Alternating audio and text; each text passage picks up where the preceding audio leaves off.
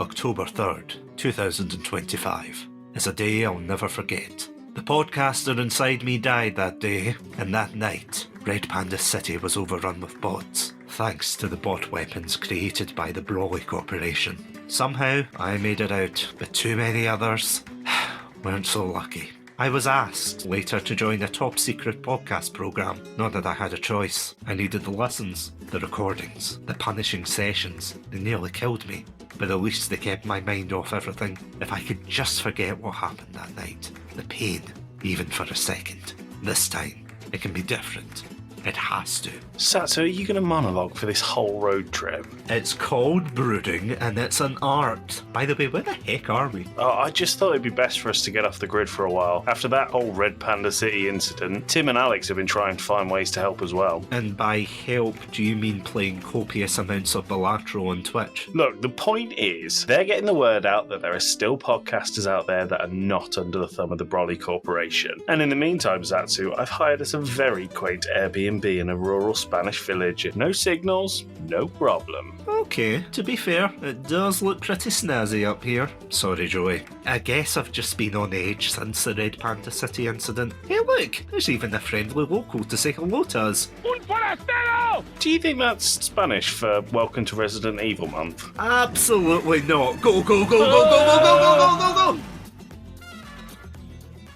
Hello everybody and welcome to another episode of Resident Evil Month. My name's Satsunami and joining me today is none other than 1/3 of the Game Club pod. It is Joey. Joey, welcome to Chatsunami. Thank you, Satsu. It's my first foray here and it feels very cosy. It's nice to be here. No, it's great to have you on because I was literally just saying that before we came on to record tonight that, yeah, it's strange how I haven't had you I've had Alex on for Bioshock, but Yeah. He was very eager to talk about the Get Boys. Eager is how I'd describe Alex. Yeah, in the background, he is probably spitting out a cup of tea right now going, the lion, the witch, and the sheer audacity of this Red Panda. Well, that's okay. For a long time, I didn't even use his name on the podcast. I just called him the Northern Boy. So he puts up with a lot of stuff from us. And we love him for it. Please don't sue us, Alex, please. A Red Panda lawyer cannot take any more lawsuits, okay? It's okay. He's signed contracts. We're watertight. Yeah, so he's not a contractor. That's fine. Okay. Or maybe he is. I don't know. I don't know how you run your podcast. I'm not sure we do either, to be honest with you. It's one of them. It's just comes as it comes. And speaking of troubled developments, yesterday... Oh, what a segue. Sorry, I'm patting myself on the back That if was you could hear that. excellent. Yeah, thank you. Today, we are indeed jumping from last week where we discussed Resident Evil 2 and 3's remake with the fantastic look from the Howdy Beans podcast, and we are going into the Resident Evil 4 remake, or as we like to call it in Chatsunami, REAR. So this is something I was saying to you as well, that if you put the acronym up, RE4:R, it looks like you're a fan of something else. Don't add the colon. That Yeah. makes it so much worse. How does it make it worse than leaving the colon out? Well, just know, but it's Rhea with a colon. That makes it so much worse. Colon.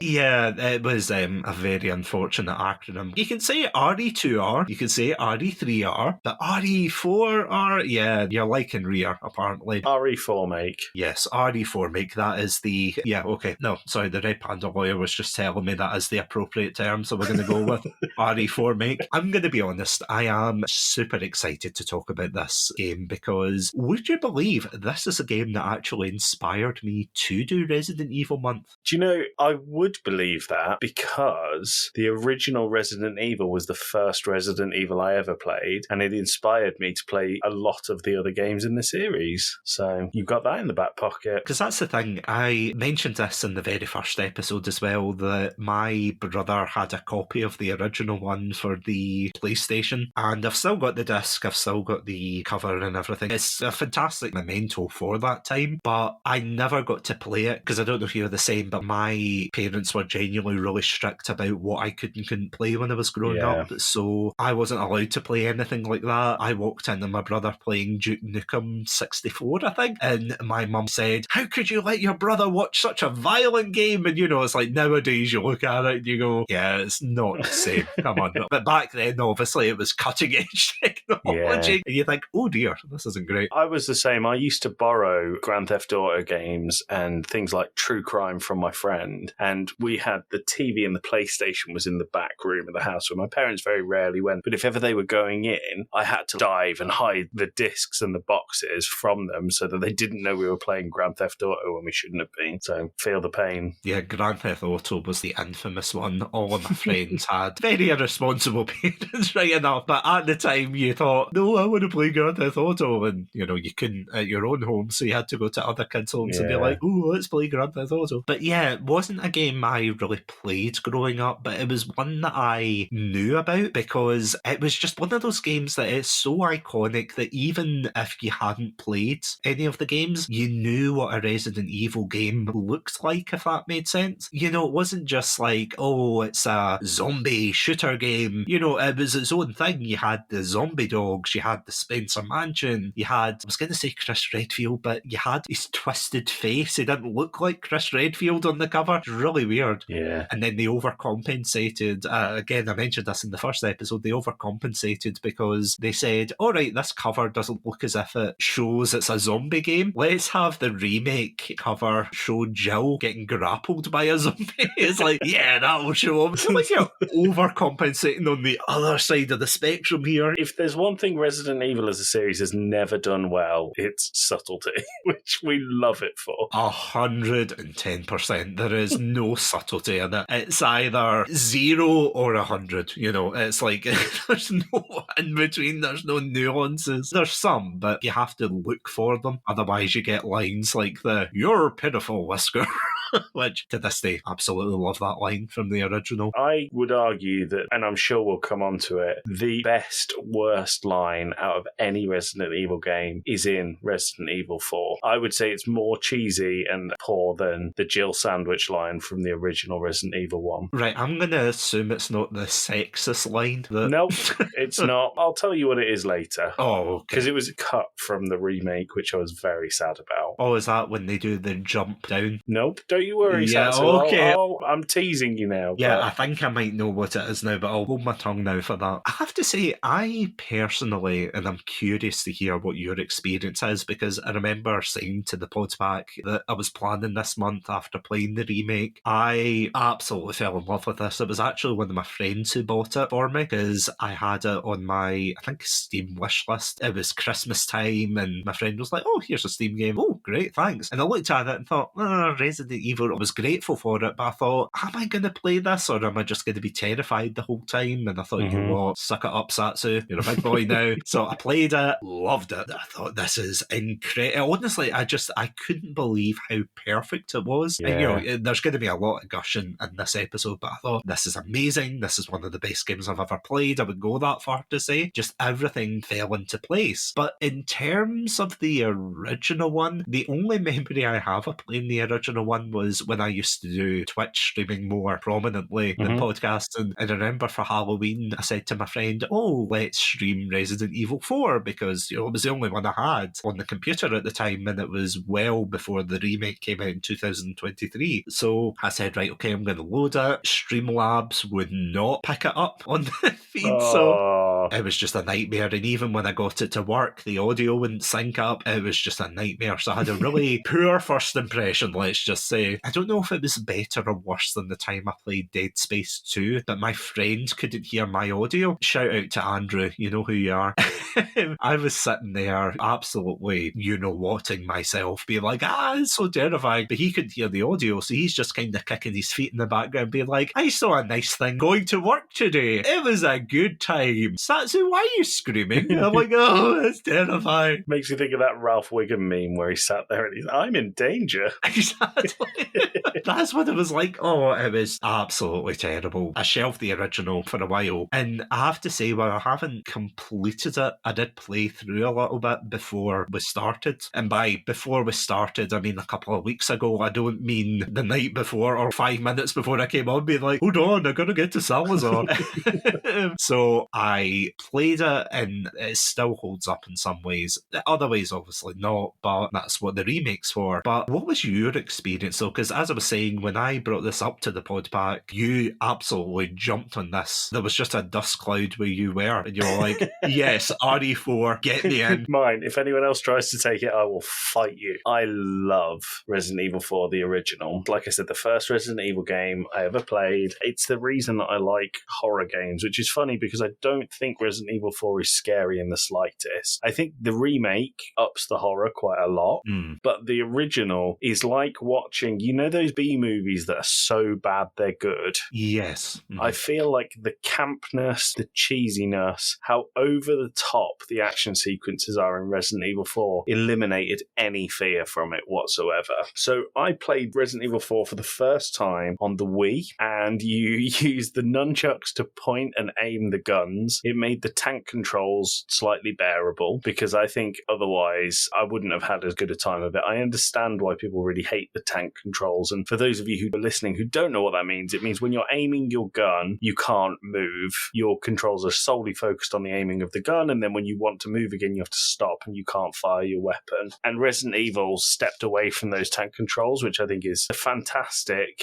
choice. It sort of is a little bit of a staple of the identity of the original Resident Evils, but that's okay. You've got to evolve with the times and stuff, and I think the remake wouldn't be as fun with the tank controls. What I will say about Resident Evil 4, the original one, I feel like we have it slightly opposite to each other. So I much prefer the 2005 version of Resident Evil 4. Them fighting words. For a few reasons. So I mentioned some cut content before. I think we're going to talk about that in a little bit more specifically. But there are a lot of areas in Resident Evil 4 Remake where they've taken a flavour of the original Resident Evil and they've stuck it in a much grittier, dark environment. And I feel like that's taken away some of the bombasticness of the original Resident Evil. So there was things like cable car rides where you are shooting the villagers from other cable cars before they jump onto yours and try and push you off. In the original, there's a sequence where Ashley, who I'm sure will get a section in this episode all to herself, 100%, yep, is driving like a tractor dump truck down the halls of a futuristic lab, and the zombie villagers are trying to catch you and climb onto it and attack you. I think that it reminds me a little bit of, have you seen the Austin Powers movie where he's trying to turn around and he's just going back and forth in that the thing, and he can't turn around because the vehicle's wedged in it? The whole reminds me of that, which is funny. And then there's sequences with laser rooms which are inspired from Resident Evil 1 that they cut out, and I feel like whilst Resident Evil 4 Remake as a standalone product, if you look at it objectively, it's much better than Resident Evil 2005. Resident Evil 4 2005, there's loads of numbers going in there. I feel like it maybe loses a little bit of soul in that and then leans much more towards the modern horror elements of Resident Evil. You know, I will agree with that, to be honest. I'm not just saying that to be polite because you're a guest here. To be like, yeah, I agree. I totally see what you mean, because in the old Resident Evil games, they had a distinctive cheesiness to them. Yeah. Even with the 2005 version for this, Leon was definitely more of a cool guy, womanizer. Yeah. What are you doing later, Hunnigan? You know, that kind of thing. Yeah. You had your Solid Snake moments where it's like, Colonel, how do I speak Spanish? Leon! So you had that, as you said, that B-movie quality, that really cheesiness, and they really leaned into that, whereas I feel as if for the remake, they seem to be trying to have a somewhat consistency. See, with the tone between the remakes, like between two, which is absolutely terrifying, as I said last week with Mr. X, with hearing those footsteps, they still traumatise me until you realise that as a over 6 foot person myself, I probably stomp like Mr. X when I walk. So, am I looking at myself in the mirror? Is there a psychological connection there? Show off, over 6 foot. Yeah, I'm the tallest red panda in my zoo, okay? What I'll say, Satsu, about Resident Evil 2 and Mr. X, I loved that remake. It was really good. Yes. But have you seen the mod where someone makes Mr. X into Mr. Blobby? I don't want to see that. I'll send it to you. It's really funny. That genuinely, that sounds like my nightmare. I'm not going to lie. That is horrifying.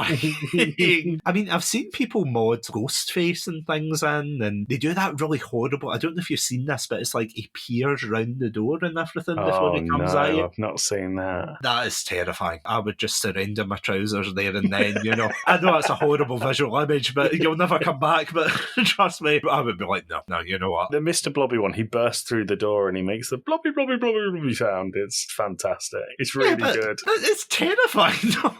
It's Resident Evil. It's meant to be. But who do you play as? No Edmonds.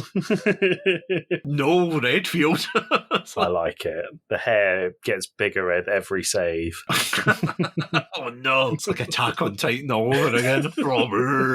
Yeah, that encapsulated, although, there's a huge debate about how they kind of modernised it rather than going for the fixed camera angles, because I think that was supposed to be a thing for Resident Evil 2 Remake. Whereas for this one in particular, especially for the 2005 version, this is the one that revolutionised the series, because even for, and this is a contentious issue in itself, but with Resident Evil Code Veronica, or Code Veronica X, depending on what you're playing it on, you still had the tank controls, you had the fixed camera angles and such, and it was more akin to what came before. But then when you got Resident Evil 4 in 2005, it became more action-oriented and everything, and it just baffles me how many iterations this went through. And again, this isn't a test or anything, but do you know much about the development of the original? So I was racking my brain before we started, because we did a Resident Evil 4, the original episode, but that was our 4th ever episode,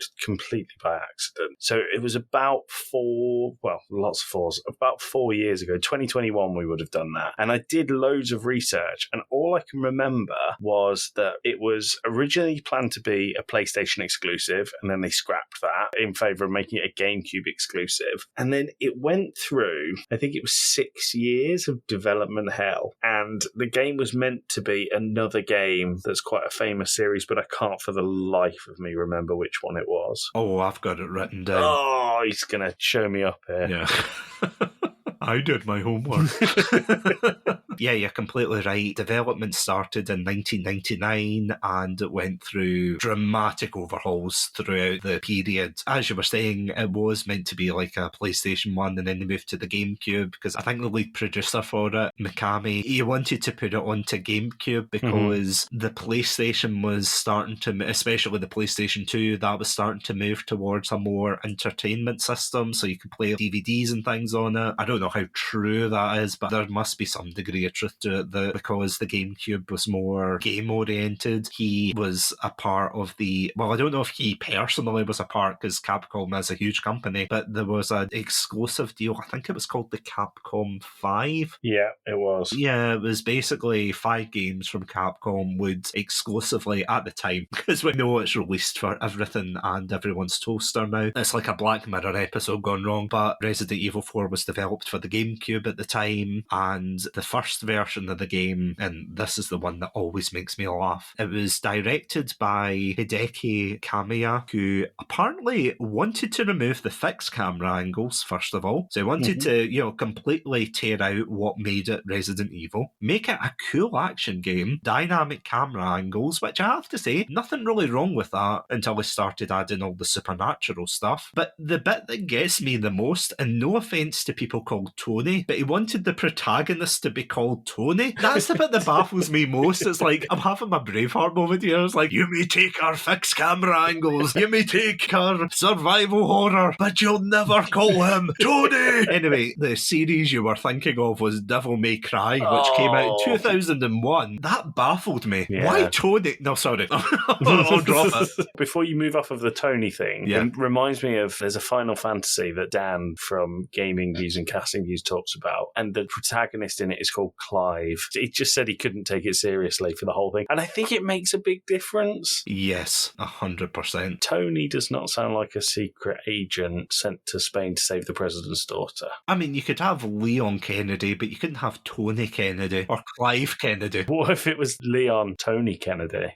Well, they would abbreviate that, because I don't even know what the S stands for. Leon S. Kennedy. What does the S stand for? I don't know. Simon? Steve. Leon Steve Kennedy. Leon Clive. I couldn't spell it right. There is a furious Resident Evil fan listening to this right now, typing. It's Scott. Leon Scott Is Kennedy. it Scott? Oh, Yeah. of course it's Scott. As a Scot, I should know that.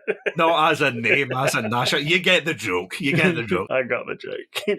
So apparently after that, and this is where I get my notes out before we dive into the actual game we came here to talk about, of course, there was one called the Fog version, which again baffles me. So this is when development restarted and moved away from the Tony build of the game. Can't get over it. Where Leon Kennedy eventually became the protagonist again. They labelled it the Fog version due to the main villain being called the Black Fog. This would be directed by someone called Hiroshi Shibata, and it would have Leon fighting to survive in an umbrella castle while having a power in his left hand. Why his left hand, I don't know. But weirdly enough, would you believe this would eventually spawn the game Haunting Grounds? So not only was Resident Evil responsible for one game, it was responsible for two games. And these games, don't get me wrong, they are popular in their own rights, but the fact that they've got dedicated fan bases just says a lot that this game is just birthing out sub-series left, right. Well, not sub-series, but you know what I mean, just other games left, right and centre. Yeah. And then after that, you've got the Hookman / hallucination version. Now, this one would make me absolutely crap myself because this is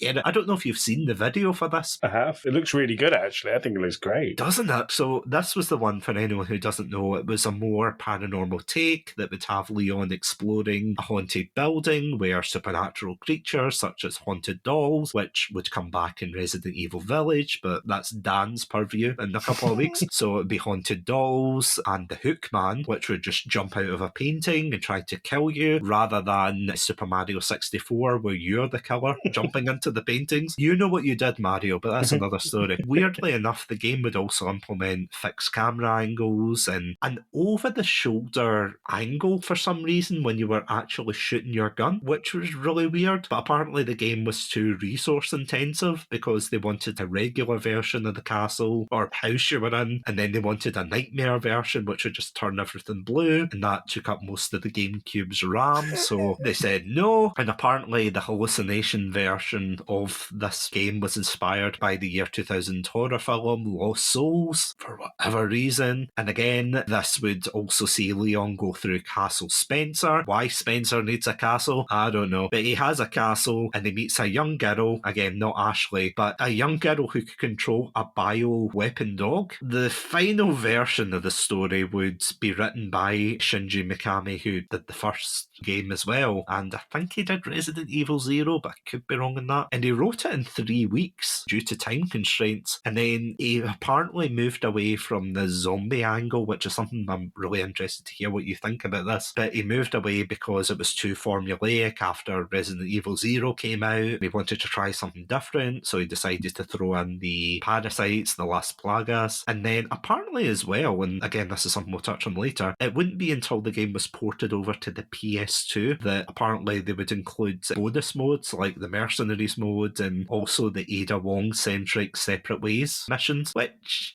again, really bizarre. This is something I was saying to you, the development for this particular, the remake, is boring in comparison. Because it's like, oh yeah, the development began in 2018 with a company called M2. They wanted to make a faithful adaptation. Capcom said, no you don't, which led them to go their separate ways. If you didn't laugh at that at home, what is wrong with you? No, I'm joking. That's a joke. Legal reasons as a joke. But yeah, development would later be moved in-house by Capcom, who would bring on some of the old developers who worked in RE2R. And yeah, beyond that, as far as I know, did you see anything? Obviously, there would be some issues with development because that's just how game development goes nowadays. But did you see anything dramatic? Or? Nothing at all dramatic, apart from the splitting of the original studio not doing this. I mean, I think the thing is, when you have a game like Resident Evil 4, which I think a lot of people still revere as their favourite in the Resident Evil series, you say, I'm going to modernise this and I'm going to make it in line with the Resident Evil 2 remake, which everyone liked as well. I don't see how you can not be onto a winner there, and I think Capcom saw a huge pile of money waiting for them at the end of the tunnel. It was smart to bring it in-house. I think it worked. I feel like they would have to do something majorly wrong and or stupid to mess this one up. Well, I mean, I think there was a lot of trepidation because of how poorly the third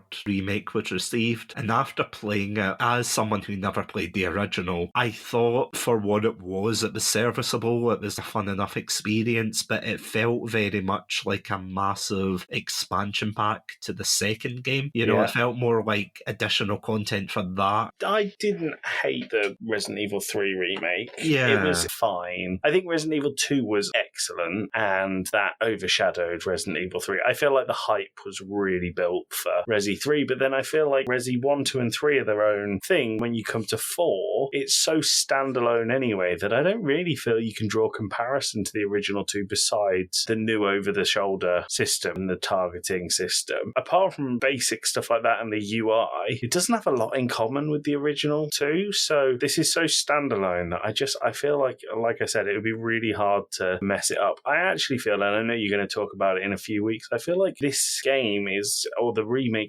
closest to Resident Evil Village. It was definitely a surprise going into Village because I played through 7 reluctantly, and again, a couple of weeks, Dan, I know you're playing through it right now. Yeah, played through 7, was terrified throughout. It was just a different experience. Mm-hmm. You get to 8 and then you're like, this is just Resident Evil 4 over again, but not as endearing. Why is there a wolf man trying to kill me? Oh look, there's a 8-foot vampire lady. Yay! Let's not do all the spoilers for your Resident Evil month, because people should listen to the rest of it as well. Yeah, that's all you're getting. You got too greedy, Pandalorians. You got too greedy. But see, on that note, will we dive in? Because I feel as if I've got a lot to say. Let's do it. So, without any further ado, grab your eggs, grab your green herbs, your leche, I suppose. I don't know. I didn't really look at the food. It was all mouldy, okay? Anyway, as I go to find something in my kitchen that's not mouldy, we will be right back after these messages. Welcome to Satsunami, a Scottish variety podcast that discusses topics from gaming and films to anime and general interest. Join me, your host, Satsunami, as well as the rest of our Satsunami team for our takes on these very important pop culture topics. Sir, it's clearly a trap. I accept your bait! That happens 3 times in the film. Like, every time that general goes, don't do this one thing, he goes, do you know what I'm gonna do? That's the exact It does as well. She had the pointy teeth. What was that about? She looked like Bilbo when he wants the ring back. She did, didn't she? I just want the lightsaber one more time. Parasite says, no, you will get back into your office and work. No, says the man in Zoom. Yeah. Trousers are for the working man. You're bursting into your hotel room. Honey, we need to go. Leave the kids. You can milk an oddish. Oh! That's the worst thing you've ever said in any of the episodes. If that sounds like your cup of tea, then you can check us out at our website, chatsunami.com, as well as all good podcast apps. As always, stay safe, stay awesome, and most importantly, stay hydrated. Stay classy and have a banana. This has been Satsunami. I'm sorry.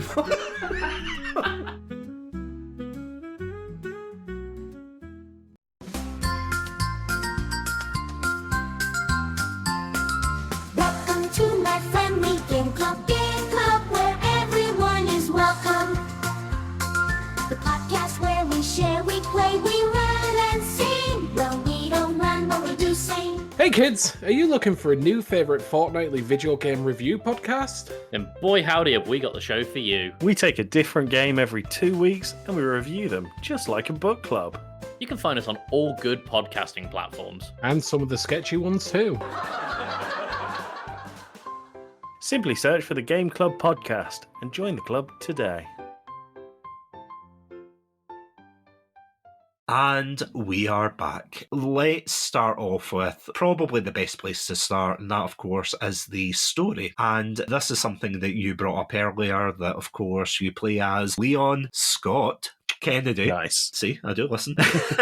Yeah, you play as Leon Kennedy, who is no longer the rookie cop from 2. And you can tell a little bit of a difference between the characterization. He's a lot more cool-headed. He's a lot more rugged. He's like, oh yeah, I don't care. He's doing backflips all over the place. Nobody asked him to do backflips, but here we are. But you start off and he has been sent to this village in Spain that has been overrun with, well, you don't know that at the time, but you're trying to find the president's daughter, but you go to a Spanish village and everything isn't what it seems, and throughout the story you get into wacky hijinks that would make Scooby-Doo blush. Well, if Scooby-Doo had a gun, but yeah. What surprised me, actually, and it's something you brought up earlier about the differences between the OG and this one, was just how horror-centric this leaned. And I mean, I was like, good lord, this is different. Because in the first one, you know, he does his speech that we riffed on at the beginning, the September whatever, and you know, oh, Raccoon City got blown up, and you know, he's leaning against the door. And I don't know if you've been in a moving car, but you don't put your head against the window because your whole head goes that's probably all he hears is brains a milkshake. But anyway, sorry for that image. So he's sitting there moaning to these police officers, and they're like, oh, I can't believe it, why are you out here? And he's like, it's complicated, I'm brooding. Whereas the remake starts off with these two poor lassies getting sacrificed by a cult, and then it has the absolutely fantastic intercuts of these flashback scenes from RE2, and then new ones where he's fighting against Krauser, who's his mentor, and we will get onto him later, but he's doing that, and I think it's such a powerful way to start the game. It's a very slow build up. It was, I agree, and I think that that's one of the things that the remake did really well, is flesh out the bit between 2 and 4. It made it seem, because there's a scene in the flashbacks where the president is going, Leon, go and find my daughter, and he seemed almost reluctant to do it, which makes me think that the Raccoon City incident maybe has shook Leon's faith in the government, but he goes along with it anyway, whereas in the original he's like, I have special training, and that's all you hear. I've got special training, so I'm the one who gets the president's daughter. I really enjoyed that they built upon the world quite. And this is something that they do throughout the remake, is they just build upon the lore, and they build upon it with the documents that you see lying around, with the visual storytelling as well. It doesn't just plop you in front of the house. You have to walk through this basically hell. See the dead wolf, you see the traps, you're like, what the hell went on here? The dead wolf is heartbreaking. It really is. In the original, sorry, that's my catchphrase for this episode, Sansu. In the original, at that very spot, there is a dog with its foot stuck in a bear trap, and if you decide to save it, it'll help you later on with one of the bosses. And this time, they killed it. Off the bat, they killed it. Well, they killed that one, but they didn't kill it later on, fortunately. But I have to say that threw me off because of all the things I didn't know about that. And I think, ironically enough, a lot of the fan base were getting their pitchforks and torches. They were. Un forastero! Just trying to throw the pitchforks at the developers. It's like, no, the dog's alive. It's a different one, I swear. I was happy when I found the other one. I was like, oh, thank God. Okay, the dog's safe. I mean, I don't know if you're the same when you watch a film and it's like, oh no, that person died. Oh, how awful. But then as soon as they kill off... dogs! Yeah, the dog is like, no, you've gone too far. Turn that off right now. That's why I've never watched Marnie and Me. Yeah, it breaks you. It genuinely breaks you. Wouldn't do it. It's like watching the first 5 minutes of Up. No, don't do that to yourself. Play Resident Evil 4 instead. Yeah, exactly. But I just absolutely love how it builds the tension and it makes everything feel a lot more lived in. Yes. Because I feel as if the original, although it does fantastically for the time, there's a lot of places you go in and they're just barren shacks. Yeah. How many barren shacks does a Spanish village need? They thought, what would go lovely between our village and the main road? How about 15 sheds that we put one box in that's destroyed by a knife? Yeah, it's an initiative called the Shack Attack. Nice. Well done. Thank you. I'm patting myself on the back for that Well one. done. Yeah, it was weird the way they did that. I don't know why they did it. Well, I do know why, but... Whereas in the remake, it's one house sets it all up, doesn't it? It's like a full house, and you go into it, and the first enemy you see, quite graphically, is trying to kill you and gets marmalised by Leon. Back-footed, as it were. Yes. Keep that in mind, Pandalorians, because that will be a running theme in this game. He just decides to roundhouse kick everything that's not his friend. It's actually quite impressive, I'm not going to lie. I wish I was Leon Kennedy, but anyway. We all do. We all do. Yeah. Well, minus the haircut, but that's another thing. I wouldn't mind. It's like the monkey paw wish. You can be Leon Kennedy, but you have to keep the hair. It's like, oh, no! I mean, the crippling alcoholism, I don't know, but the hair, I don't know. Yeah, sorry, jokes aside on that. You're completely right. He goes in and then he has to run away from the other ones. And you feel sorry for the policemen that take you there because they get absolutely brutalised as well. They do. One of them gets brutalised off screen and you only see their badge and then I think you find the body. But the second guy, that is horrible. They basically wicker man him. They just tie him to a stake and then they burn him, they crispify him. You're watching it and you're like, I'm beginning to think that Jet 2 advert lied to me. I'm beginning to think I wasn't ready for this. There's no denying.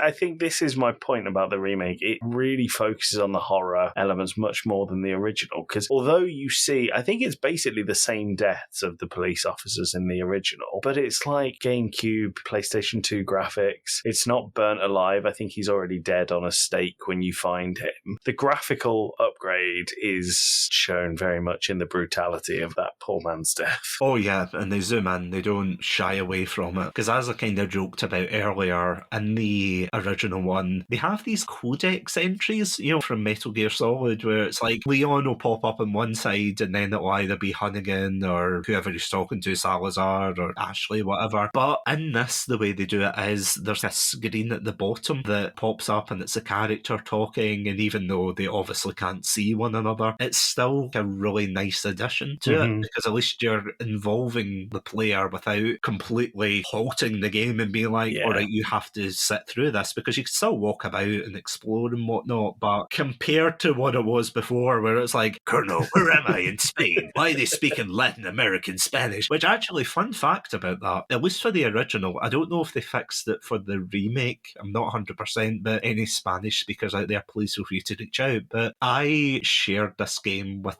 a friend who was Spanish themselves, and I was like, oh cool, did you know that in Resident Evil 4 these people are in a Spanish village, they speak Spanish? And they went, no, they're not Spanish. What do you mean? Well, they're speaking Spanish, you know, like Un Forastero and everything, but they are not speaking Spain Spanish. Isn't it Mexican Spanish? Yeah, it's Latin American Spanish. I think it's Mexican, but it's something that, you know, if you're not overly familiar with the nuances of the language, you know, you wouldn't really overly notice. It's a bit like when people say, oh, I love the British accent, and you're like, explain. I feel like you and I, Satsu, are a prime example that the British accent is universal. There is only one British accent. We sound exactly the same. Exactly. I think people have been listening to this episode and being like, who's speaking right now? I don't know. Is it Joey speaking right now? I don't know. Is it Satsu? I don't know. This is just a monologue episode. How strange. I love talking to myself, okay? This has been recorded entirely in my bathroom as I monologue. It's how I keep saying, ironically. Oh, jokes aside. Yeah, it's just quite a neat tidbit that I thought, that's surprising. But then again, when you realise what they did in Resident Evil 5, they're not the most... I'm going to steer away from that. I'm going to let you cover that one, Satsu, because I like not being cancelled. So. Yes, next week we will indeed be talking about Resident Evil 5 and 6, so stay tuned for that. But yeah, of course, going back to the remake, you've got your key points that happen throughout the game, especially the village villager fight where you have to fight the wave of people coming at you with pitchforks, throwing axes and whatnot at you, and then the bell rings, and then they all go to the church, and he does the famous line of, "Where's everyone going? Bingo." I love how it starts because it pans out and Resident Evil 4 pops up in the screen. You're like, it's so cool. That was one I was so pleased they didn't cut. Because Leon is not stupid, but he says some stupid things. 100%. Where's everyone going? Bingo? I think he's walking a really thin line between trying to be badass, but he's just not getting there, versus himbo. A way where it's like, he's just a meathead that's just stupid and he roundhouse kicks everything. He's smart and he's got a lot of emotions and everything to deal with this particular situation. But there's sometimes where you just watch him and you're like, what's wrong with you, man? But there's some lines in this game when you said that the writer of it wrote it in 3 weeks, I was like, well, that's kind of visible in some places. Yeah, especially with his interactions with some people. And especially for a lot of other characters, because that was the thing that really annoyed me. And I don't know if this annoyed you. It's slightly controversial territory, but there was a lot of worries, of course, that this was going to be the same as the 3 remake, that they were going to cut loads of content, that they were going to change characters. They definitely changed loads of characters, and I personally think for the better, for the most part, because Leon is less, how to put this nicely, he's less of a womanizing smart Alec, whereas in the original he's like, hey Hunnigan, what are you doing later? Oh look. That bit, I honestly had my head in my hand. See the bit where he's talking to Ada and Ada goes away, I think it's before you get to the island at the end of the game, but he like goes away and he rolls his eyes and he goes, woman, or something. You're like, what? Because this is something I was saying to you before we started recording. When I played these games, I did the Benjamin Button route. So I played the 4th game, and then I went back to 2 and 3, and then it took me a while to get to 6, and then eventually I got to play 6. But the thing about 6 is they keep Leon's characterization from the original 4. So he's rolling his eyes going, oh, woman, am I right? And you're like, oh no, game, you're not good enough to keep doing this. Yeah, it's like, Leon, with that haircut, you can't pull off that. Woman, am I right? It's like, no, wait, come here. How will you feel when they remake 6? Would you play it? I would, out of morbid curiosity, but I doubt they ever will anytime soon. I don't think they'll remake 5. Yeah, I think the controversy is probably keeping them back from it, because they're going for either, I think, Resident Evil 0. Yeah, 0 I've seen. Or Code Veronica, which I'm going to be honest, and I've got a few friends who keep telling me, play Code Veronica, it's wonderful. And I'm sure it is, but the tank controls kill me. I'm sorry. Honestly, see, even if they had analog controls, I wouldn't mind. I would play it, but I really struggle with the tank controls. I used to be fine years ago, but I played so many games since, and I would have to sit down and have a Rocky montage of me moving and trying to get used to it just before I got into it. So it definitely, if it does get a remake, then I will. I hope it does. Code Veronica's really good. Outbreak's good as well. You should give Outbreak a go. Yeah. Sorry, but we're here to talk about Resident Evil 4. Well, I mean, it's tangentially related, I suppose. But yeah, going back to that, of course, we've got Leon Kennedy. We've also got another interesting character. So this is something I was saying earlier about people being a bit worried about the changes. And one of them is, of course, Ashley Graham, who is the president's daughter / damsel in distress / crutch is what you're looking for. Yes, essentially. And she was also voiced by the same voice actress who did Sandy Cheeks in SpongeBob. I mean, now that you said it, it's all I'll be able to hear. Yep. For the original, I just want to point that out, not for the new one. Okay. I have to say, and obviously this is coming from someone who didn't have to struggle with the OG Ashley, I really like the changes from what I've seen. There was a lot of, and again, this is just weird people on the internet, but people who were saying, oh, we hate the fact that they took out the ballistics joke. So for anyone who doesn't know what I'm on about here, right, I know, bear with me here, Joey. There is a joke, a terrible joke, where you meet a very dubious Spanish person called Luis Serra. Is it Louis or Luis? Yes, Luis Serra. So Luis Serra is, he's shady, but he's one of the best characters in this game personally. Maybe, I don't know about the original, but definitely in the remake they upped his game. Yeah. So in the original, he came across as quite sleazy. So he turned round to the president's daughter and he says, it's good to see that the president's daughter has some ballistics. And then they zoom in right on their chest. Totally inappropriate. I always think with that, and it's an awful line anyway, Yeah. it feeds to that kind of terrible B-movie, but you're right, Luis Serra in the original is mega greasy, sleazy, horrible bloke. He's still a little bit that in the new one, but I think they upgraded his character well. But Ashley went from one of my least favourite companions in the original, despite how much I love the game, she is the biggest hindrance you can imagine. And then in this one, she actually was quite useful. She was a good, well-coded, well-put-together, helpful companion, which I was really surprised at and really welcomed the change. What I would say is, Ashley Graham in Resident Evil 4, do you know how old she's meant to be in this game? Well, in the remake, did they not say she was supposed to be in her early 20s or something? But in the original, it's much younger. So in both, she's meant to be 20 years old. And I feel like the original, you've hit the nail on the head. They played her much, much younger than 20. But I actually feel in this one, they played her a bit older than 20. And I think it was a good move. I feel like when they showed Ashley and they showed that she didn't look like a child, I didn't feel good about the stuff that was coming up from the original, like that line, which I'm glad didn't. But it made it a little bit less weird because she definitely was pitched as a child in the original and then terribly sexualized. Because the way she's designed and everything, and there's certain levels where you have to crawl through ducts, and it's unfortunate angles that you think, I'm not comfortable if my mother walks in while I'm playing this. it's a zombie game, mother! I promise. No, don't take the disc.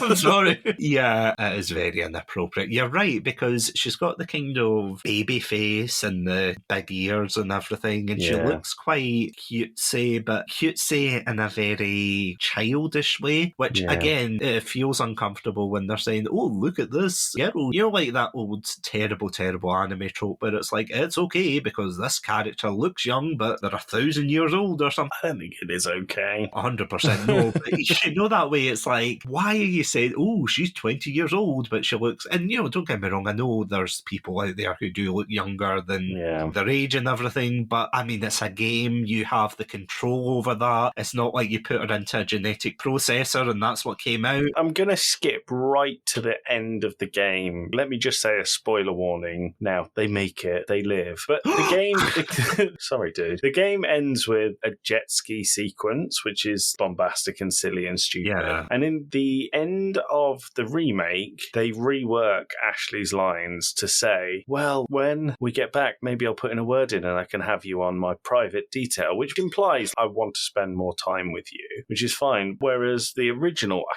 can't remember the exact wording, but she basically goes, well, should we sleep together before we get back to America? And I'm like, I don't know if this is how I wanted to end a Resident Evil game. Yeah. So they changed that. You know what? I agree with you. I actually think there isn't any character besides one which they changed for the worst. I think they did an outstanding job updating every single character you meet, apart from one. I think I know the one, or should I say the Wong? Nope. Not even Ada. I don't even think Ada Wong was bad update. Oh, interesting. I'll be interested to hear what one you're talking about here, because I thought you were referencing the controversy, but we will get on to that. I don't know if I know this controversy. Oh, maybe, trust me. I'll get on to that, but I'll finish my point about Ashley. This might sound really weird to say, but I really like her redesign in this game. Not because she looks older as well, but her fashion choice as well. Mm-hmm. That looks a bit more realistic. Yeah. Whereas the other one, it's like, oh, it's a short skirt and a tank top, and you're like, you went to Spain in this. It's like, don't get me wrong, I was in Barcelona a couple of weeks ago, and it went from the hottest of the hot to, oh my god, is this monsoon season? I was going to say, I bet you were glad you were wearing your tank top and your short skirt. I mean, it's true, the locals didn't appreciate it, but, let's face it, the Catalonians, they just can't appreciate Scottish cheeks, okay? Right. I bet you didn't expect to hear that in this episode. I absolutely did not, but I'm glad I heard it. For psychological help after this episode, reach out to a Red Panda lawyer. He's got help on standby.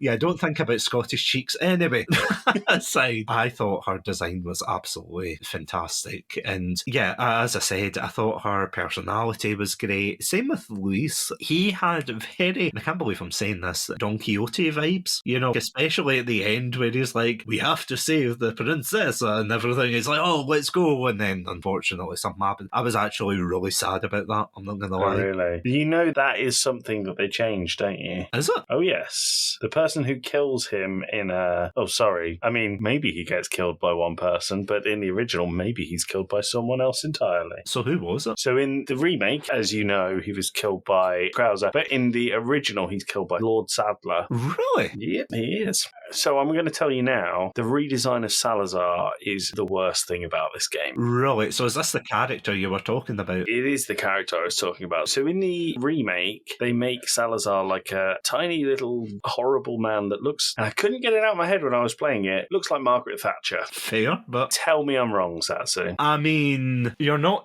wrong. Looks like Margaret Thatcher. Whereas in the original, Salazar is like a child. He's like a man-child that never grew up, and he looks like a child. It's really strange. I don't know whether they were trying to go for what they eventually went for in Resident Evil 4 Remake, but I hated the redesign. Salazar was stroppy, was everything that you would expect like a spoiled prince who's just a horrible piece of work to be. Whereas in this one, I think they tried to give him a bit of class and say, well, he's got this castle, so he must be a fancy man, even though pure evil. Do you know what he reminded me of? He looks like a Shrek character. Yes. Any Shrek character. He looks like Rumpelstiltskin. They do the focus on his decaying teeth in the scene where you meet him on the balcony. And I think that's what gives me the Thatcher vibes. But it's like focusing on, oh, look how ugly this man is. Well, we know that you make all of your good guys good looking. We don't need you to go, this man has terrible teeth, so he must be an enemy. I just didn't like that. It was that whole thing I said at the start of Resident Evil not knowing how to do subtlety. He wasn't subtle in the original. Like, don't get me wrong. They cut out a chase sequence with a 60-foot statue of Salazar across a bridge. But I just feel like the character was much more in keeping with what Salazar did in the original, whereas this one, they did the Ashley age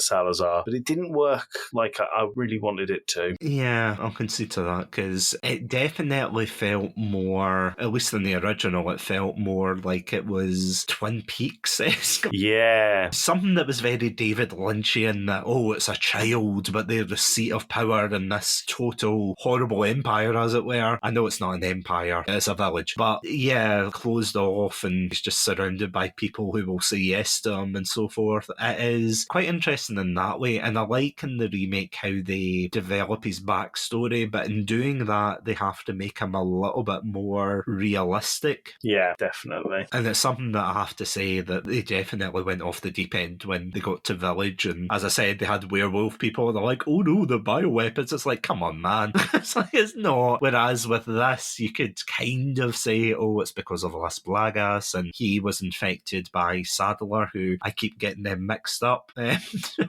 Sadler and Salazar. He infected him with the special variant of it, so he kept his intelligence, whereas all the other villagers who yell, "Un forastero," and everything, they are the mindless zombies, quote unquote, even though they're not zombies, but, you know, parasites, whatever. They're as good as in They this. might as well be, yeah. And one thing that I was furious at, and I genuinely didn't realise this, is that you can kill Salazar with an egg. Oh, I saw this when I was researching this yesterday. It was amazing. If you throw a normal egg, it takes 50% of his health off, and if you throw another egg, it takes off the whole thing. If you throw a golden egg at him, that's it, kills him entirely.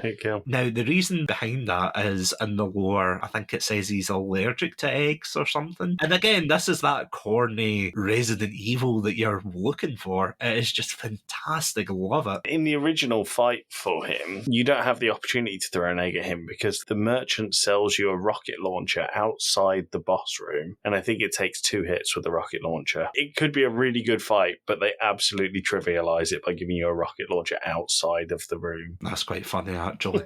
It was satisfying. It was the right end for Salazar, but I think Resident Evil 4 Remake did the fight much better because it was actually a fight. I was going to say, is this the line you were talking about at the very beginning where he says the "no thanks, bro," and then he just shoots him?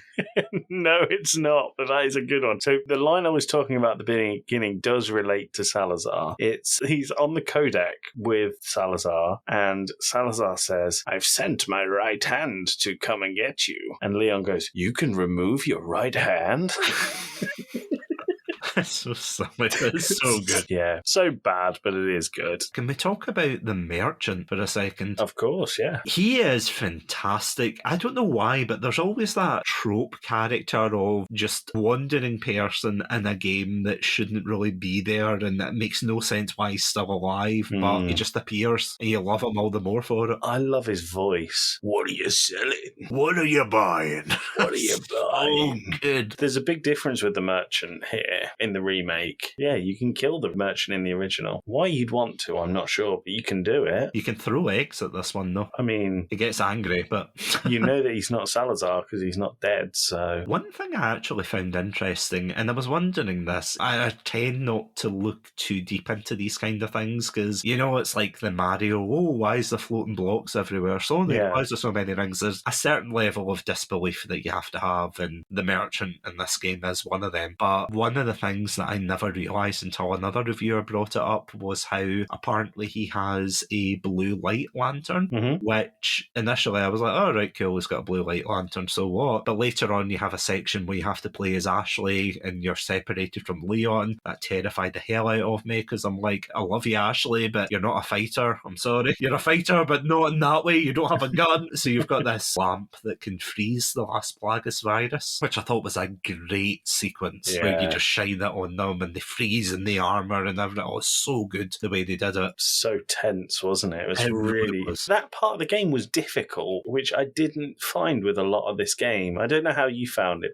and sorry, we'll get onto the blue light in just a minute, but that part of the game took me so long because I just kept failing it. Yeah, I think I might have died once or twice, but I was using the walkthrough at that point because I was like, if I'm going to ruin another pair of trousers, I at least want to know what I'm facing here. So, you know, I bravely braced my cheeks, my Scottish cheeks for that, and my tartan miniskirt, of course. And I was like, right, okay, what's going to happen here? The worst bit for me isn't so much the bit where you have to do the puzzle at the bottom and then you have to run, but the bit that made me absolutely, you know what, myself was when you're running up the stairs and it's that Terminator 2 moment, you know, when Sarah Connor gets out and she's running for the lift and she sees Arnold Schwarzenegger for the first time and she's like, no, put me back. And she's scrambling. That was me. I was like, no.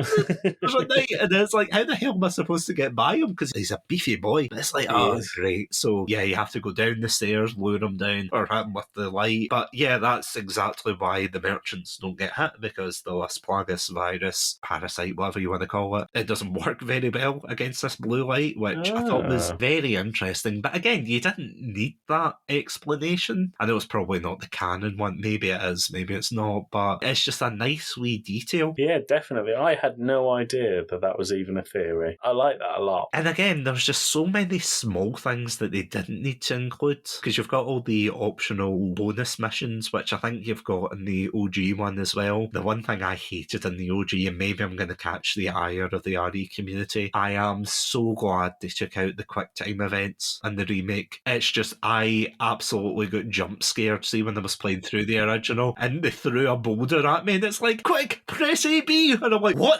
What? I think your standpoint was it last year you played this game? Yes. Mm-hmm. So I think that standpoint in 2024 is completely valid. But in 2005, quick time events weren't really a thing, and they were brand new to Resident Evil. It's one of the games that popularized the quick time event, which for better or worse. But I think at the time, I remember the boulder scene and being like, oh my God, I'm part of the cutscene. I can determine the outcome of this. And I think it's one of those things that retrospectively, probably not great, but in the remake, taking out, once again, the right choice, I think. Yeah, because David Cage hadn't thawed yet to do Heavy Rain and Detroit Become God. Human and make that popular. What was the other bad one? Beyond Two Souls. Don't get me started. Heavy Rain. We played it for the podcast not that long ago, and it seared into my brain. Ooh, it was a slog. Yeah, for any Pandalorians out there wondering how I would cope with Heavy Rain, if you go over to our Let's Play channel, Chatsu Plays, then you can see the full compilation, and it's like an hour long.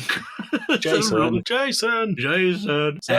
Satsu. Don't get me wrong, it is one of the funniest things I have ever done for content creation. I would wholeheartedly recommend anyone to watch it. We've got an episode, of course, on Heavy Rain, but that is, if you want to see me absolutely losing it and also admitting my love for Steve McQueen, trust me, if you watch it, you'll understand. It is a great playthrough. But yeah, that was the 2010s where they started trying to blur the lines between cinema and gaming, and it's like, no, come on, just keep gaming there, cinema there, have it every so often. But I totally agree with you. Definitely for 2005, it would have been relatively new. I remember QuickTime events being not contentious, it wasn't that serious, but there was definitely people going, I don't know about QuickTime events, but definitely now, yeah, I do think that it was the right decision to take them out now. And if M2, the company who was developing this before, got their way, Jesus Christ, can you imagine? No, absolutely not. But speaking of horrors, no, I'm looking. Actually, no. One character that we haven't discussed very much is, of course, Ada Wong, who,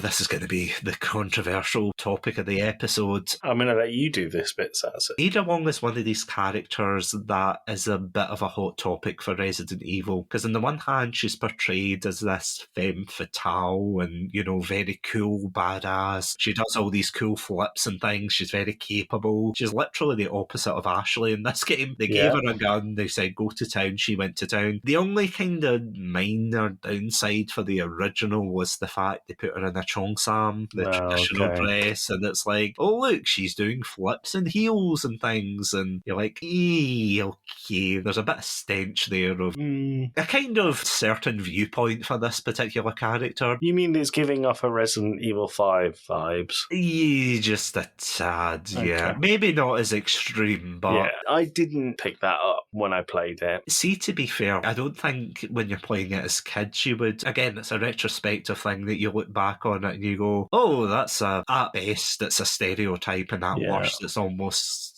like a fetishization of her being an Asian woman, and she's in the cheongsam, and look at that. And don't get me wrong, this is something that I always think about in Resident Evil, because I'm not going to say, she's very good looking. They all are very good looking. They basically took all the characters out of Vogue or something, and they're like, go fight zombies. And you're like, wait, what? But in the remake, they do redesign her outfit and everything, and while it is still quite impractical, it looks toned down, is what I'm trying to say. She still looks fashionable. Don't get me wrong, she's still running around in heels, and after the Barcelona incident, I never ran around in heels, but that's another thing. But anyway, my Black Ops in Barcelona apparently.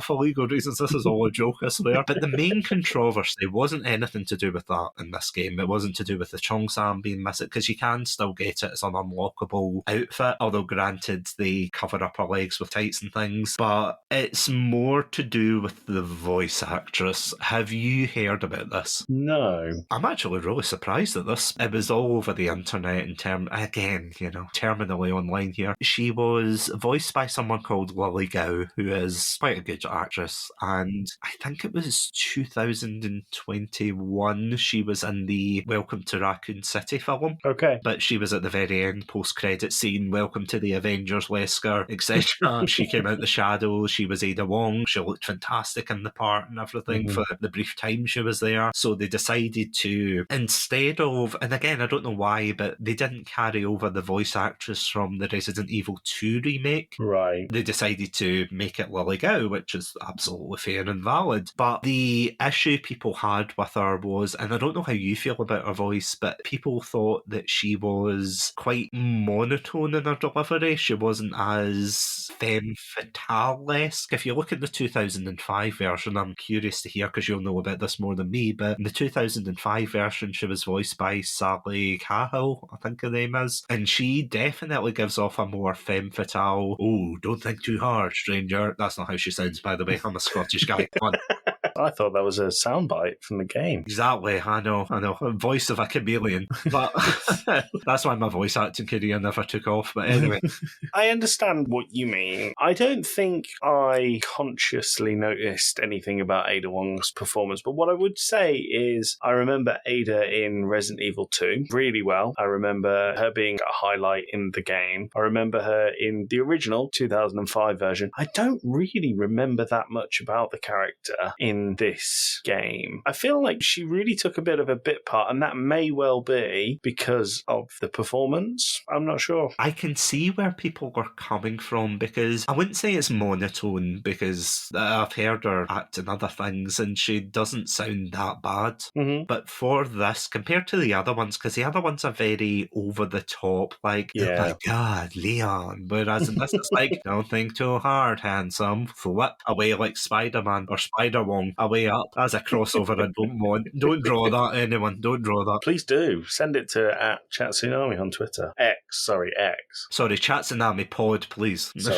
Chatsunami. Sorry, my bad. Look, if I'm going to get bad fan art, I'm going to get bad fan art on my page, okay? I can see why people think it's not as strong, especially with the DLC Separate Ways, which, don't get me wrong, I absolutely love Separate Ways. I think it's fantastic. I think it's great that you actually get to play as Ada Wong and go through the game and get up to her shenanigans and see the game from her perspective. I don't know if this is too naughty, Tatsu. I haven't played Separate Ways. Terrible. I know, really bad for someone who's saying Resident Evil 4 2005 is my favourite, one of my favourite games ever. Did you play the original Separate Ways, though? I did. I don't know how it differs. Maybe that's why I don't care that much about Ada Wong in this one, because she's not in it that much. Yeah, she kind of just appears like Spider-Man again, and then she disappears. And don't get me wrong, you do get the full Ada Wong experience, as it were, with Separate Ways, which I have to say, really enjoy it. But something that is actually quite interesting, and it's something you'll probably know more about with the original game, is there's a scene where you go into the laboratory, and as Leon, you have to dive over these lasers that can cut you in half. And I don't know if this was inspiration from the film or the film took inspiration from the game. I genuinely don't know what came first. The Salazar and the egg argument, I don't know. I'm not sure which was first. You're talking about the original Resident Evil film. Yeah. Where the man gets diced by the lasers. Yeah. I don't know what was first. It wouldn't surprise me if the game took inspiration from the film to almost tie it in, because what I'll say about this game is, well, I think I've already said it, it doesn't feel that much like a Resident Evil on the surface, but I guess they have to tie it together somehow. They don't do it for Leon's story in the main RE4 remake, but they do it for Ada's story. Do they? Interesting. So they add that in instead, and you have to fight I can't remember what it's called. The Regenerators. No, not the Regenerators, but we will get on to them because they are terrifying as hell. They are. Gave me nightmares. These big naked blobs coming at you. But anyway, enough about my nighttime routine. In Barcelona, of course. The lore is building in Barcelona. I don't know why. I apologise to all the Catalonians and people from Barcelona listening going, Satsu, what the hell are you talking about? It's Why like, are you I don't apologising? know. It's a treat. It's a treat for them. Sorry, lo siento. Agarello. Oh, etc. But yeah, you have to fight against a creature that can't be killed. There was that other creature that Leon fought, and it looked like a xenomorph at times. I hated that thing. It's like you had to freeze it in liquid nitrogen. Oh, yes. To the lift. I cannot remember. That was Salazar's right hand. Well, he can keep his right hand. Jesus Christ. That was the only time I think I felt genuine fear in that. Oh yeah, I can shoot him. And I'm like, oh no, I can't. Well, I can, but does diddly squat. I think that the Regenerators are the horror piece in both the remake and the original. But what I'll say is, as well, and not to jump about here, there is one boss from the original that I think if it was included in the remake, I would feel much stronger about the remake. And that is, I think it's called It, and you fight it in a suspended maze in a cave. Do you remember that one? No, I don't think I got to that. It looks like part man, part octopus. octopus. It chases you through, and you can't kill it, but you have to go through 3 different mazes and do puzzles as it chases and tries to kill you. That whole sequence was so exciting and so fun. And then in the remake, they tease it because you walk through the cavern with the chains hanging from the ceiling, but there ain't no it. Isn't anything there. It was like they went, we know that you want to see this, but we're not going to show it to you. Is that at the lakeside? No. No, it's in the caverns. Right. It's quite far into the game. The lakeside boss is fantastic. See that whole sequence in that whole area? I was blown away because I didn't realise that you couldn't explore it in the original game, but in the remake, as you said, you've got the big, well, I don't want to call them Jaws, but you know what I mean, the big fish. The big fish, yeah. You basically have to harpoon them like your Ishmael. I know it's not Ishmael, but you know what I mean. In Moby Dick, you have to skewer them and be like, oh, there she blows. That's why I was yelling the entire time. I think that's why he just gave up and swam away. He was like, no, you're not Captain Ahab, get away. But after you do that, I can't remember if it's after or before, I think it's after, but you can sail in the boat around the lake and you can go to different locations. That is fantastic. I love that because you can explore the caves, see all of the different puzzles and things you can solve. It's there that you find a note that ties Luis Serra to the village chief Mendez. Oh, yeah. And you find out why he's stalking. Well, you sort of find out why he's stalking Luis. It's a note that says that Luis's grandfather went to Chief Mendez and said, if I die, you know what must be done, in relation to Luis. So you don't know if he was going to give him like a reassuring hug or tear his head off, but guess the latter. Little of column A, little of column B. One of the things I thought was fantastic was you get to see where, you know, the hikers at the very beginning of the game, where they get sacrificed, and you actually get to go to that area. And that is just such an interesting detail, you know, because they didn't have to add that in. Not at all. But you go there, and then it's that oh shit moment. You're looking at them going, oh my god, these are the hikers. These are the ones at the beginning. And you get to explore this area. You have to fight off everything. Again, this is a game that does reward you for exploration. You don't have to. No, definitely. But I feel like what that area does, which it didn't in the original, is it gives gravitas to the Las Plagas cult. Because in the opening sequence, you see the hiker on the table and they raise a rusty axe, and then it does that classic horror thing of a big thwack and blood dripping down the side of the table. None of that's in the original. You only find out that they're a cult when you get to Salazar's castle, which is halfway through the game, whereas I think they really wanted to hammer that home in Resident Evil 4 Remake, that it's not just a village, there's much more going on here, and answer that question of what that is much, much sooner. I'm just laughing at the fact you were going through that village being like, there's something weird about these guys. And it's not until you got to the castle you were like, I think these guys were part of a cult. Well, there's the church that's in the main village. Yeah. I always thought it was because they were late for bingo. They were just upset that they were late for bingo. I mean, the church hall wasn't built for bingo these days, so no. It's not. Although you had that terrible light puzzle. I don't know if you got annoyed at that. The one in the church where you have to use the stained glass windows to make a shape. Oh, yeah. It's awful. Maybe it was just simplified for my big old monkey brain here. But it's when in Resident Evil 7 where you have to do the shadow shapes and everything, and you felt a kind of sense of achievement. And maybe that is just the Resident Evil equivalent of like a child putting a circle through the circle and being told, very good, well done, you did a good job. Whereas in this, I was like, bloody colours, bloody green and blue and red. Would you have preferred it if it was the circle in the circle hole, but the square in the square hole? And therefore, Ashley gets released. Well done! You won the game. But anyway, enough about Resident Evil 3.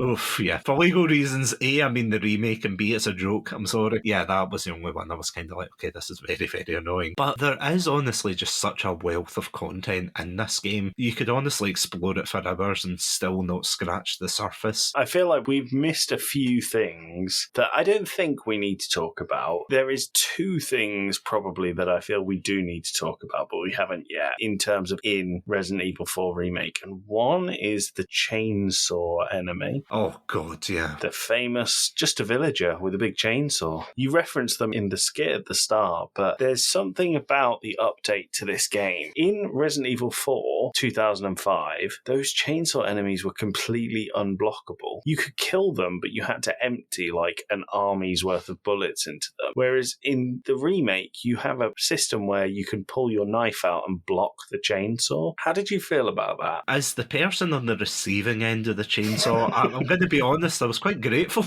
It took loads of peril away, I thought. It actually reminds me of, and again, going to get the ire of the community here, but it reminds me of when, before I go on, I just want to say I completed Resident Evil 2 Remake absolutely normally, but then there was a sale and I didn't realise you could actually buy the unlimited weapons and things, and it was like a couple of pounds, you know, it wasn't extravagant, and normally I wouldn't agree with that kind of practice, but you know what, I don't have as much time as I used to, so I thought, okay, I'll pick it up and see, and it's completely optional, you know, you don't have to use the unlimited weapons and things, but when you use the unlimited ammo weapons, it robs the whole game of just any tension, anything like that. The only thing I will say in counter or parry to your argument, please don't ref the chainsaw, is the fact that they've got a durability meter for them, so that if you use them too much, then you can't really use it against them to parry, which I think is a good trade-off at least, as opposed to just having one knife that's invincible and then the rest of them are... Yeah, that's true. I've said it on my podcast, I've said it elsewhere. I really like challenging games, and I feel like the Chainsaw Man is basically the biggest challenge in the early game because of their near invulnerability and because they are a one-hit kill, regardless of whether you can parry it or not, or try and parry it or not. But I didn't like that, because you imagine that happening. I mean, don't, because it's quite horrific. But if someone was to attack someone with a chainsaw, holding out a knife isn't going to do that much. No, it's just going to pull the knife down. And the face towards the chainsaw, which, you know, no one wants to see in real life, but in this fictional Spanish village, maybe I do want to see it. No, I don't,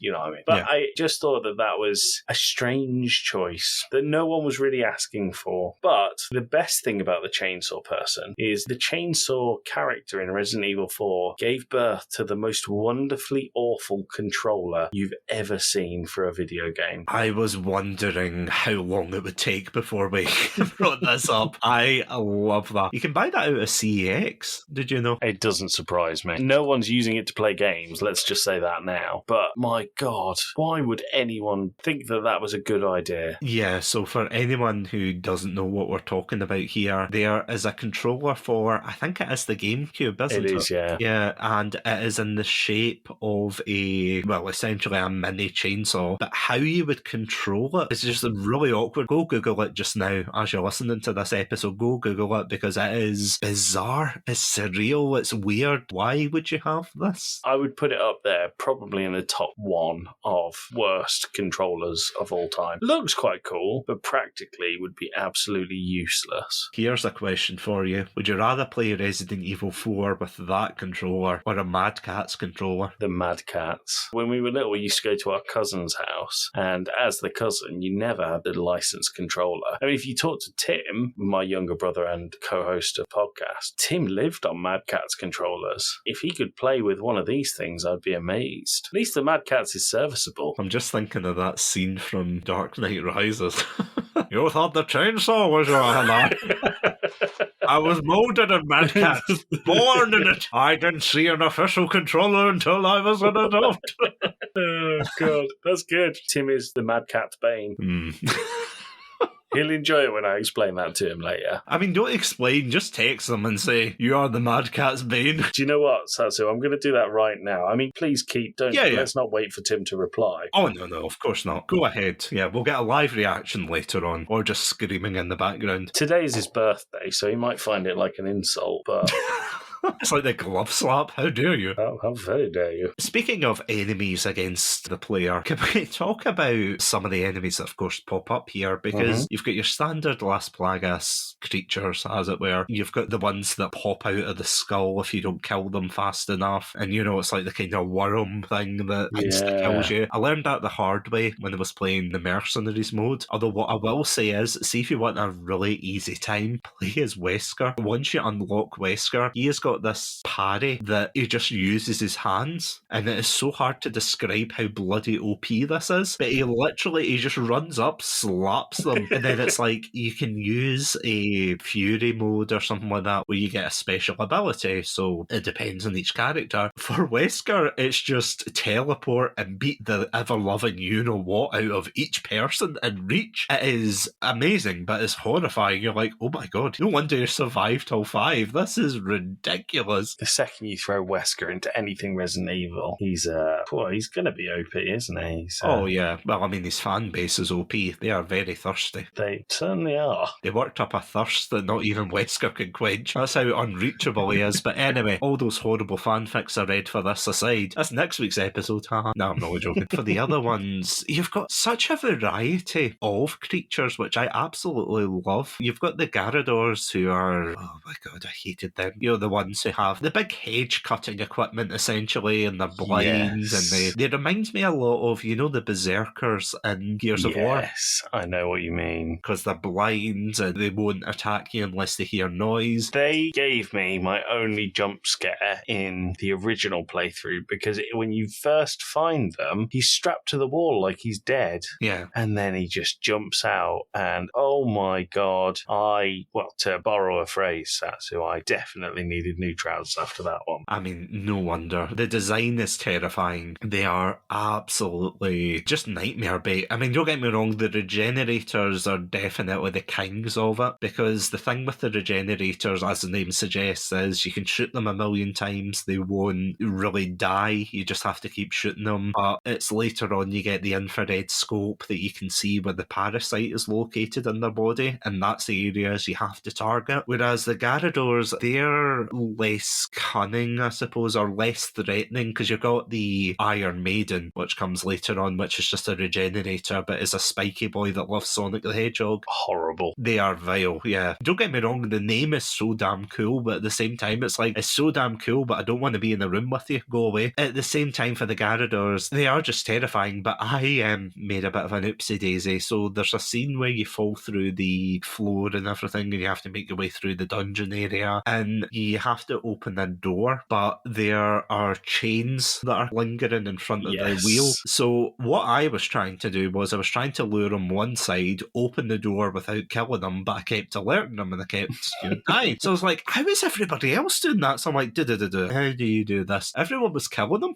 So that made it a hell of a lot easier. I was like, oh, so what you're saying is I just wasted half an hour trying to do this the peaceful way, when, in the words of Untitled Goose Game, peace was never an option. Peace was never an option. Just a really quick one back on Tim. He has responded, and the segue here is that Tim is in the top 100 of speedrunners for Untitled Goose Game. Thought you'd like that. Really? He once was offered, and I believe briefly joined an esports team because of his Untitled Goose Game speedrun. So I said to Tim, "You're a Mad Cat's bane," and he said, the what now? And I said, you think Mad Cats is your ally? You were merely adopted by the Mad Cats. No, you were born into it, molded by it. You didn't see the licensed controller until you were already a man. By then, it was nothing to you but controlling. And he just said, what is happening?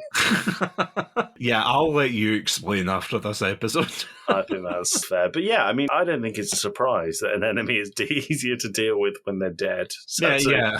An enemy is dead when you shoot them. It's like, oh, of course. The circle goes in the circle.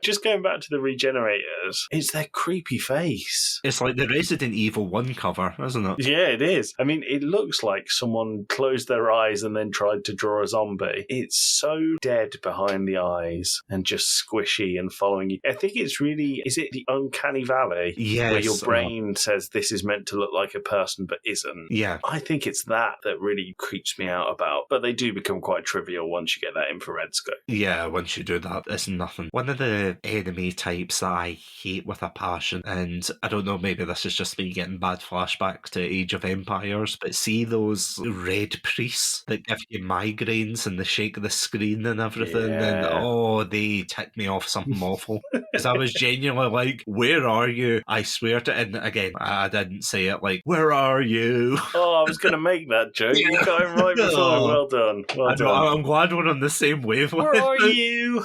Very good. To be be honest, you should hear me play a Resident Evil game. It does not match the tone at all.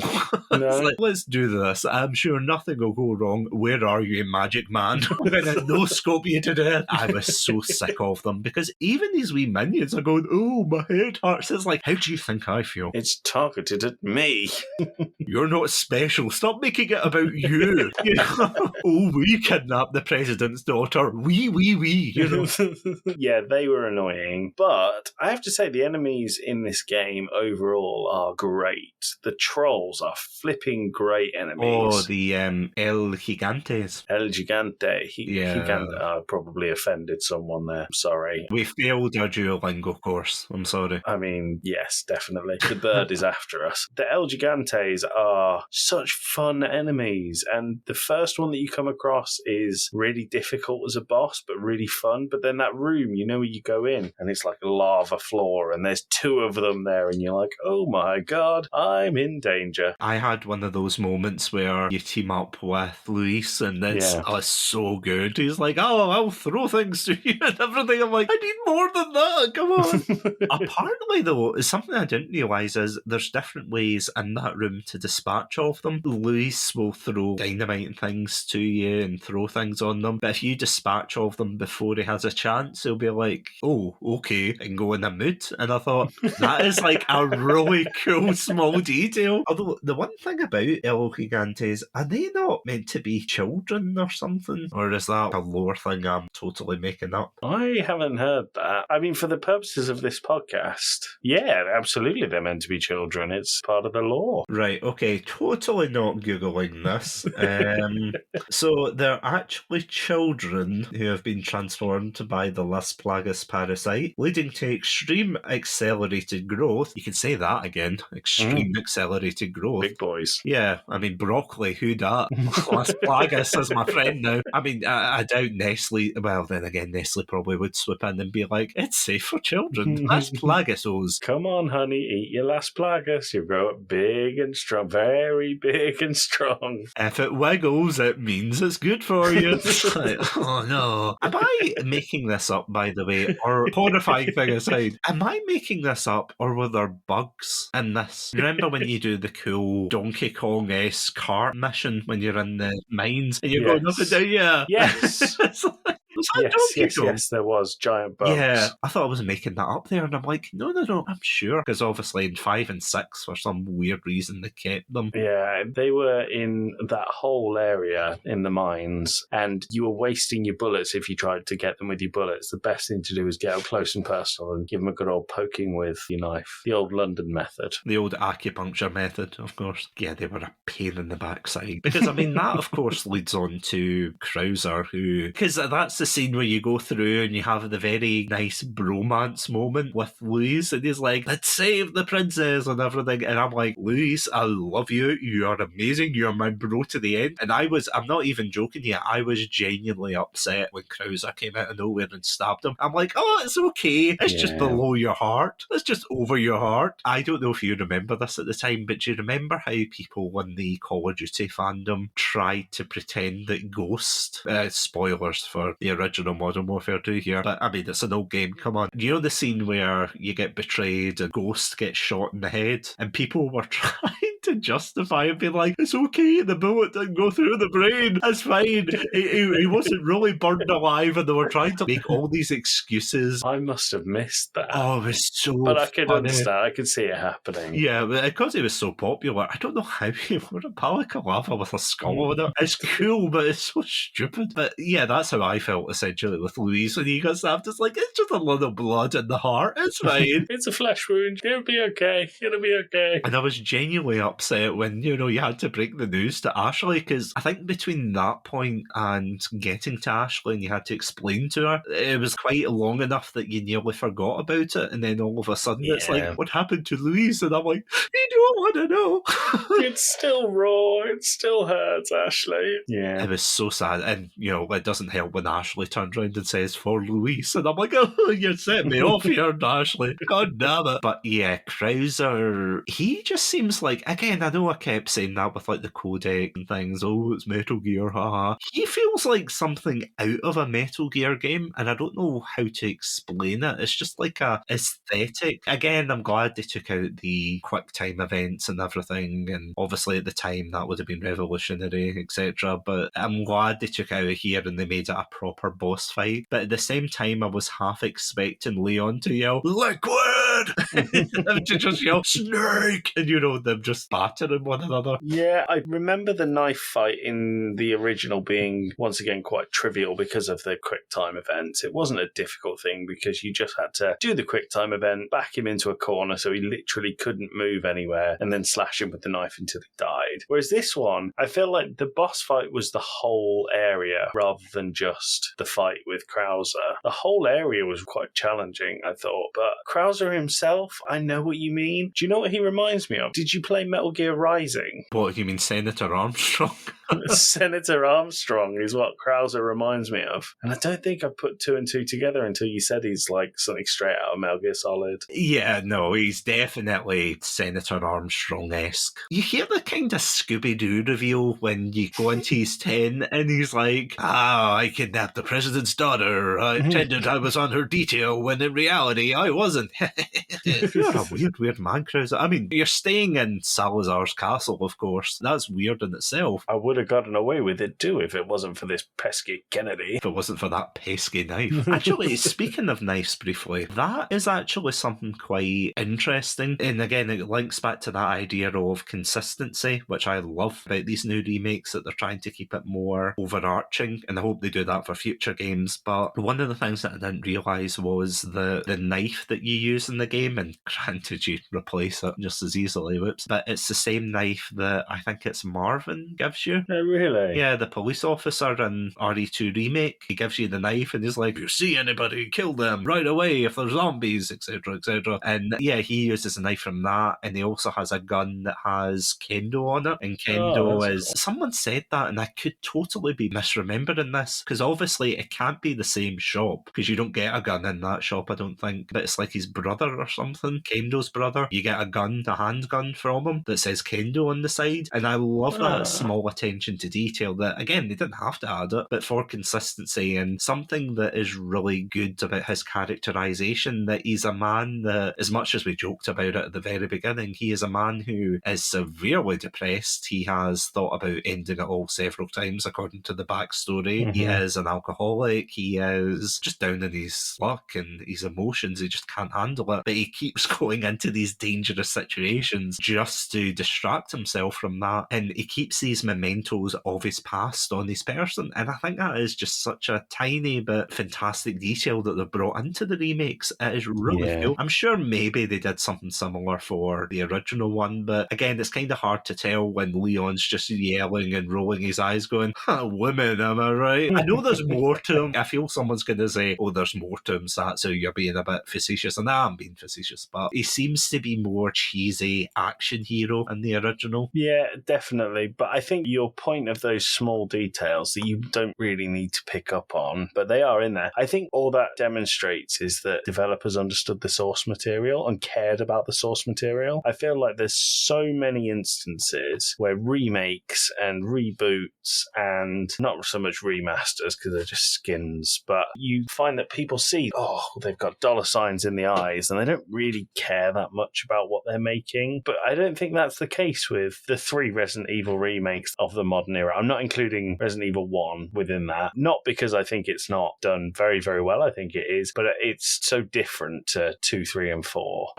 I'm lumping them together for no other reason than they're lumpable together. But I feel like the whole game oozes like someone really cared about what they were putting out here, which in a AAA title these days, it's not always prevalent. I mean, I couldn't have said it better myself, to be honest. You're completely right in that regard. It's weird because, again, the second remake, fantastic, 10 out of 10 game. The remake for the third game, very controversial for the old fans, and you can see why people don't like it. Even as someone who hasn't played the original, I can see why they'd be annoyed they didn't put in things like the clock tower or the Nemesis fights and things. It doesn't have the same impact, because I can't remember if I told you this, I said to Luke last week, but there was a particular moment that killed the terror for me in the third remake, where, you know, in 2, when you first meet Mr. X and he's just horrible, he's unstoppable, you get the stomping boots, and then he's a terrifying force of nature, and you can shoot him till the cows come home. Zombie cows, of course, but you can shoot him till the cows come home, and he does take a knee and he catches his breath, but that doesn't kill him, that just delays the inevitable, so you have to run away and such. Now, the first time I did that to Nemesis in the third game, I was like, oh, I'm going to shoot him, I'm going to see what happens, and I kid you not, he popped out a chest from his chest. He popped it out like a gacha machine, and that just immediately killed it. I was like, all right, okay, so he's the boss, but he's not really a stalker enemy. You have a couple of predetermined cutscenes where you run away from him, but there's only one direction you can go anyway. You just have to be fast enough. But he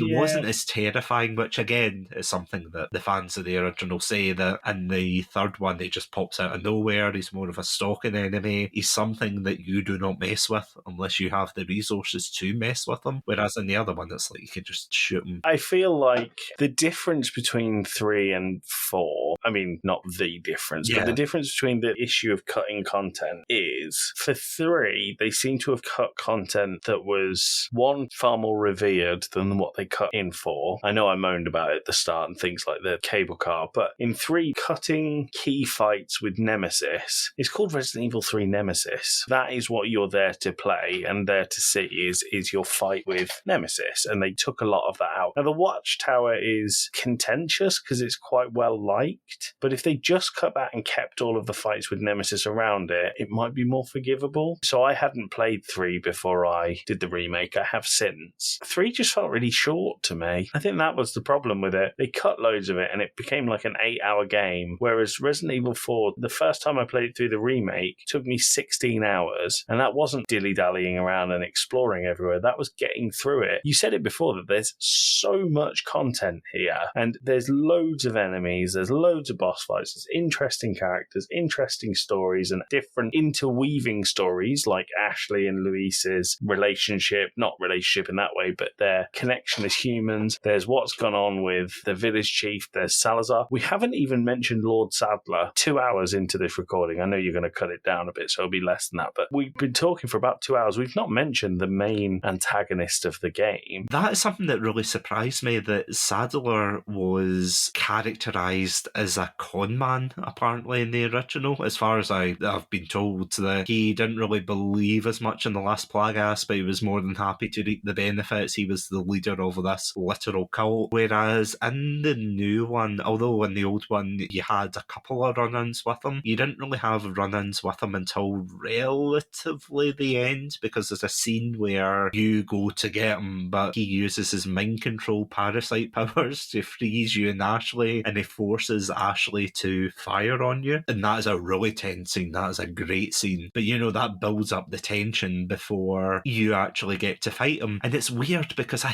think, and I could be wrong here, but I'm sure you have to fight him as Ada in separate ways, or at least you have to delay him. He doesn't turn into his massive, gigantic, kind of form. Yeah. That's a scientific term. But he's just like an utter monster as a human and as a parasite, a literal parasite. Initially, you think, okay, who's going to be the main stalking villain? And initially, that's Mendez, who is the priest, a very bad priest, can I just say, of the village. Like, you can't kill him until you get to the designated boss fight and everything. You have to run away from him, both as Ada and as Leon, and you have to fight him as Leon, and he turns into this weird Attack on Titan-esque type. You know, he's just like a skeleton with a head. He's like, oh, look at me, praise be to God. It's like, no, let's just end this. You dispatch of him in a big burning shed, essentially. In the barn. And then that's it. You end up moving on with your day, and there's not really much of a fanfare after that. Because you do get other villains that are relatively tough, as we said, the Garradors, the El Gigantes, the Regenerators, Iron Maidens, you know, they all come in between. But there is such a build-up to Sadler, who is just sitting on top of this misery, isn't he? He is. So you're right, he appears a lot more in the game itself in the original. I don't know if it was intentional that they cut as much as... Well, obviously it was intentional that they cut as much as they did out, but I don't know if it gave it more of a... Well, he's the big boss that doesn't come out and deal with small problems like Leon throughout the game. But I don't know, I feel like his mutant Las Plagas end boss fight thing was quite cool. cool, but there was more formidable enemies in the game. I don't know. I mean, the final boss I actually thought was relatively easy for that, and that was a bit of a shame because Mendes is the perfect example. His fight in that burning barn is really difficult because you're having to dodge when he's throwing those flaming poles at you, the shards of the barn that's burning down around you. All this time he's swinging around the rafters because he's got these mutant arms. Whereas Sadler, it's like, is it on an oil rig or am I making that up? It's a platform above the ocean sort of thing. Yeah, it's like the docks and everything, yeah. You're right, because it is above the ocean. That is a fair point, though, because even if you look at Salazar, if you're going for a no-egg run, he is quite difficult. Like me, like a true gamer, clearly not hiding my shame. My chickens, they have left me. But anyway, my trauma aside, even Salazar, he was quite tough to defeat. And even that, well, Sadler's right-hand man or right-hand creature. Yeah, the Xenomorph. Yeah, the Xenomorph, who was absolute pain in the backside. You know, I saw an edit, and I could be wrong, I'm sure this is modded, it has to be modded in, but I think somebody edited it, so it's like whenever you try to shoot him and he avoids it, and then he shakes his finger at you, and I was like... Resident Evil was that crazy that I'm sitting there going, is that someone they've just put in? I think that's an edit. I wish it was real, but it's got to be an edit. Because it looks exactly the same as Wesker when you shoot him and he avoids the bullets and then he shakes his finger. Trust me, he gave me my fair share of jump scares on that. But, you know, it's like, is it, or is Resident Evil that crazy that has somehow gaslit me into not remembering that? But yeah, you're completely right. All of the other ones, they are so difficult. Even in separate ways, you fight, I can't remember the name of it, but it's a creature that, ironically enough, it's probably loosely based on the ideas they had for, you know, the fog version of the OG one with the black fog and everything. You have a similar idea where Ada fights this particular person and they emit like a gas and everything, and if you breathe it in, you get all these hallucinations and they duplicate themselves like a Dragon Ball villain or something. It's really cool and it's very unsettling, it's terrifying, but yeah, you have that. That's even more difficult, I would say. And even the guys with shields and things and the bloody people who fire those cannons, god damn it. Honestly, the amount of times I'm minding my own business and it's like, cannonball, and then I'll be like, I hate you so much. That gave me a feeling of the squeaky voiced teen in The Simpsons when you shout cannonball there. Cannonball! The game would be improved if that was the case. Mr. Sadler, it happened again. This is like the episode of 1,000 Voices, Satsu. It's so impressive. My time in Barcelona did not all my voices, apparently. I listened back to this going, what the hell did I do? No, you're completely right. For Sadler, he's quite a letdown, and I have to say, this isn't limited to RE4 Remake or this RE game in general. I feel as if a lot of the RE games, although they're big and bombastic, the last villains are always a bit of a letdown. You know, it's like with the RE2 remake, and I hate that one so much, where you have to fight Birkin for the 50th time. Yeah. But then you have to fight Mr. X for the 50th time if you play the B scenario. For 3, you fight Nemesis. Nemesis on the lift, yeah. But Nemesis is a big blob, and you're like, oh great, we're fighting a big blob, so there's not really anything substantial. Even for the final game, and this might draw the ire, but hey, we've gone this far, I didn't really think the Tyrant was anything to write home about. I think at the time, and the fact it's the first Tyrant, that, yeah, sure, absolutely terrifying. But after that... But it's a running theme throughout Resident Evil constantly, that the final, I was going to say quarter's maybe a bit harsh, maybe the final sixth of the games are generally the weakest part. So if you think about 7, for example, the final boss in 7 is dreadful. Big blob, yeah. The final boss in 8... Big blob. I didn't even finish it. Really? I thought it was so bad I didn't even finish it. Wow. The final boss in this, I don't think it's bad for the same reasons. I think the problem is that Sadler's too easy. You're so overpowered by this point that it just becomes a bit of a roadblock before the wonderful jet ski sequence, which even saying it out loud makes you think, oh, isn't Resident Evil 4 excellent? I've always thought Resident Evil games start so strong but end quite on a bit of a limp. I mean, it's the curse of a Resident Evil game, isn't it? As soon as you get to the laboratory section, you're like, oh no, here we go. And it's the same with this, you know, you get to the big amber and you're like, oh, great, here's the lore. I mean, it's the same with Village. You get to, well, not a laboratory as such, but, well, kind of The a warehouse. laboratory, like a research centre, and that has a lot of Metal Gear references, but trust me, we'll save that for next time.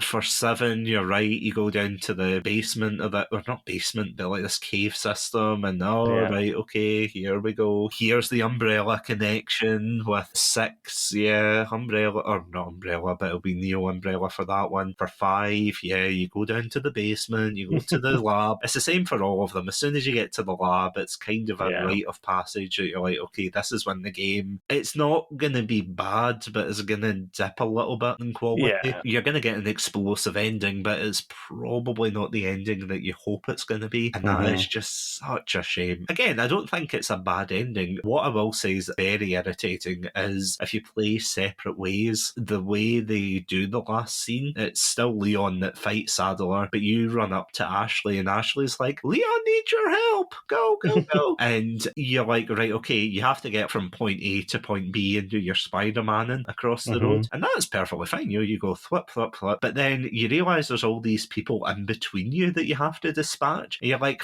2 minutes is easy, and then by the end of it, you're John Wick and going, get on my way, go, go, go, go, shooting each of them, you're like, go, go, just bolting through them. I have no time for you, go away. So you go and then you throw the RPG, which is just so dangerous. Don't throw RPGs, guys. Why would you throw an RPG? I don't get it, but she throws the RPG, blam, end of game, essentially. You blow them up. That's how all games end. They blow up the creature, and that's the only way they'll die. I think your perspective on it is fair and probably much more reasonable than my ending with a limp. If it was any other game than Resident Evil, it would be a fine ending. I think that's the problem, though, that for a game like the remake and even the original, it sets such a high standard. And even today, we're still feeling the effects of it. People were so excited for this, and they were also so nervous in case they messed it up, essentially. Well, I remember when they first dropped the trailer. I don't remember where they dropped it, but I had 4 people send me the trailer because they knew how much I enjoyed it. And I think when you have multiple people from multiple friendship groups doing something like that, I feel like it shows that I loved the original game enough to talk about it with loads of different people and tell people they should play it. And just, I was nervous for this game, but I really think it delivered. I don't think it was ever going to reach the heights of the original for me, but I think in terms of a remake, it brought it to 2023 standards, I should say, because that's when it came out. It was right. They did the right thing with this game, and they did it all very well and kept what they needed to faithful and didn't keep what they needed faithful,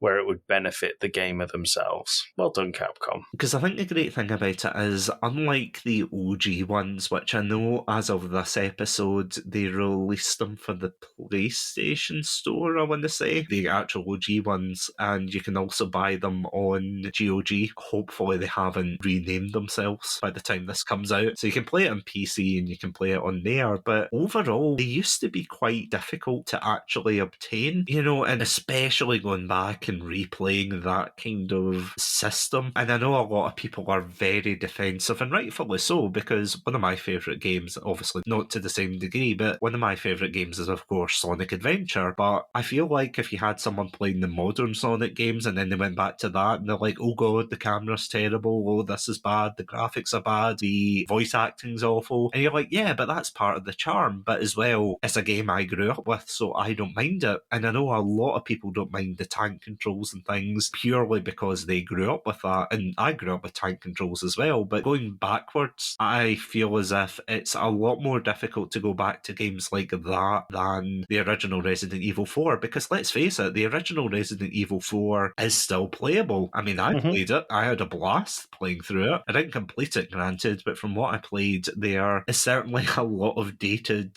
elements, and that is a shame. But again, as a game of that time, I can't begrudge a game for that. No, of course not. I feel as if that's more accessible, is what I'm trying to say in a very long-winded way, compared to going back and having to play the remake of it, the remake of the first game, and so on and so forth. Maybe it's not exactly the same point, but for the podcast recently, we played World of Warcraft, and Tim and Alex spent hours upon hours playing this game when it first came out, and I'd never played it before. So my first foray into World of Warcraft was 2025, and I was like, what is this? This feels so like a product of its era. It just doesn't work for me now. Whereas Tim and Alex saw it and remembered the time that they had with it when it was new and shiny and with their friends and all the quests that they did. And I feel like nostalgia goggles do exactly that. So when you said Code Veronica and you can't get on board with the tank controls, for example, well, the tank controls don't bother me because I see them as shiny and part of my experience playing a game that I absolutely loved at the time. So if your first journey into Resident Evil 4 was the remake, I wouldn't expect you to go back to 4 original, the 2005 version, and think this is great, because it is clunky. It is a bit laborious to get to point A to point B whilst shooting people. There are really awkward scenes of QuickTime events. There are incredibly outdated voice lines. But in 2005, when Joey was playing it then, that was great. If I was to play Resident Evil 4, the original now, I would still think of my time playing it on the Wii, even if I was playing it on PC, because that was the time when I played it to death and loved the game. So, you know, when you say that you played Resident Evil 4 and felt like it was one of the best games you've ever played, as you did at the start of the episode, it doesn't matter to me that it wasn't the version that I fell in love with, because I'm just pleased that Capcom have released a product that invokes that emotion within you for something that is the same source material and the same material as something I fell in love with 20 years ago now. So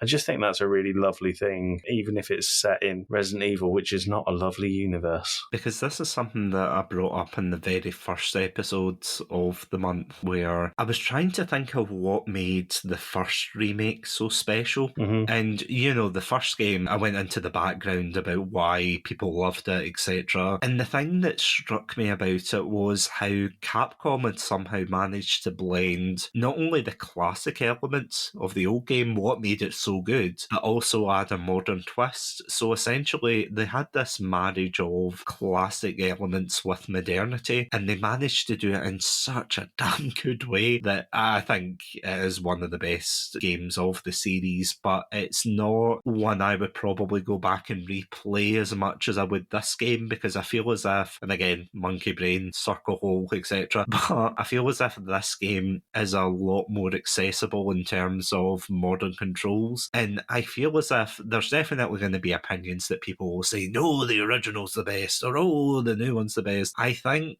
whatever version you choose, it is, as long as you're happy playing it. And the fact that, I mean, myself included here, but the fact that so many people got into this franchise properly because of the remakes can only be a good thing for the future of the franchise. Because I'm going to be honest, if you had people gatekeeping saying, we don't want a remake of the first one, or oh, we don't want a remake of any, can you imagine not having any remakes by now? Well, no, I can't. And I can't imagine, to be honest, if you had people gatekeeping the franchise and having that attitude, I don't feel like Resident Evil would have survived, because 4 was a bit of a desperate attempt to revive the series, as I understand it. It was really stale, and there were some games released between, I can't remember which one, and 4, which sold incredibly poorly. And then they carried on with 5, 6, 7, and Village. While they were doing that, they were bringing people back to the old game and saying, look how excellent this is, and look at the way that we can modernize this, and look at the way that we can make this accessible, to the point where you look at Resident Evil 9 and it looks like it could be, in its presentation, it could be one of these remakes. I think what I'm saying in a roundabout way is exactly what you did. I don't care which Resident Evil is your favorite. I don't care if you like the old or the new.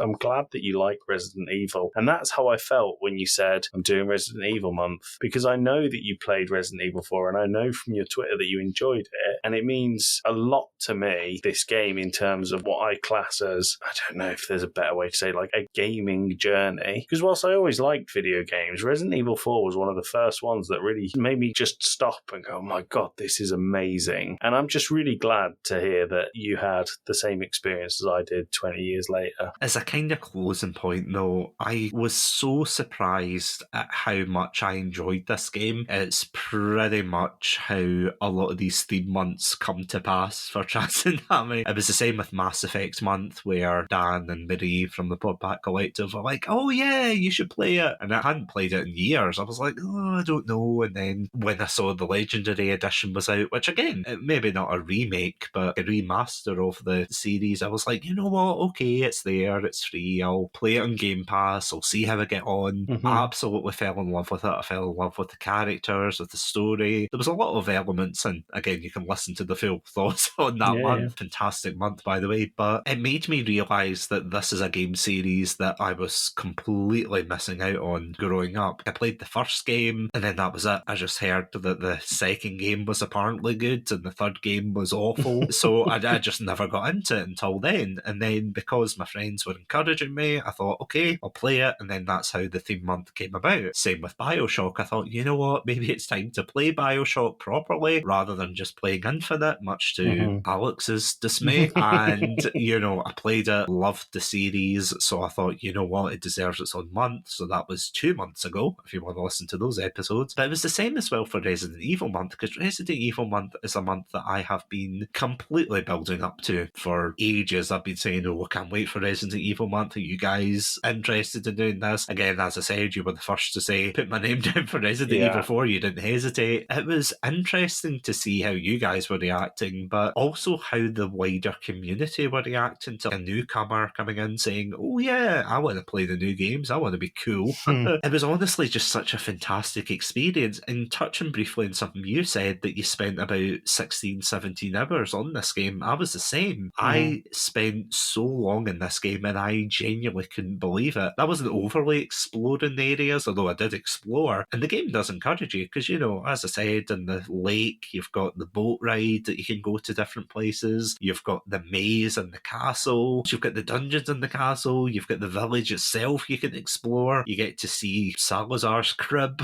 as it were. You get that really cool scene at the very end with the island, although the prison island was a bit of a slog. Although from what I heard, it's not as much of a slog as the original. No, the original, I think the prison island is probably another third as long. By then you've run out of steam. Yeah, no, I've heard that, which is a shame. But I mean, you get a lot of challenges that you try to sneak through. Again, Metal Gear-esque. I swear to God, I don't think this is Metal Gear, but you know, you have to sneak through the island, and then, of course, if you get caught, the guy in the pig mask comes out and he's like, you have to try and take him down, pain in the backside. I think I just gunned my way through the entire thing because I was just sick of it. I was sick of just being spotted because my hairline was in view. I'm like, oh god damn it, okay. Las Plagas doesn't have that haircut. It's like, oh god damn. But you have that scene at the end with the bombastic helicopter swooping down, and that was cool. I was sad that he died as well. I was like, oh man, it's such a shame. Not like Lewis though. Oh no, Lewis, he was honestly heartbreaking because I just loved that, and I loved his wee tidbit of using that line, if he got a smoke, apparently as a code. He would figure out who was working with him. If he said, oh, you got a light or you got a smoke, depending on whether or not they were, they tell him the right thing, etc. Honestly, between the characters, between the gameplay, between the absolutely visually beautiful graphics, the graphics are amazing. I mean, I played this on a Steam Deck and even I was blown away. I was like, Jesus, this is so good. And you know, I'd spend hours a night playing it, and I was maybe not addicted, but I was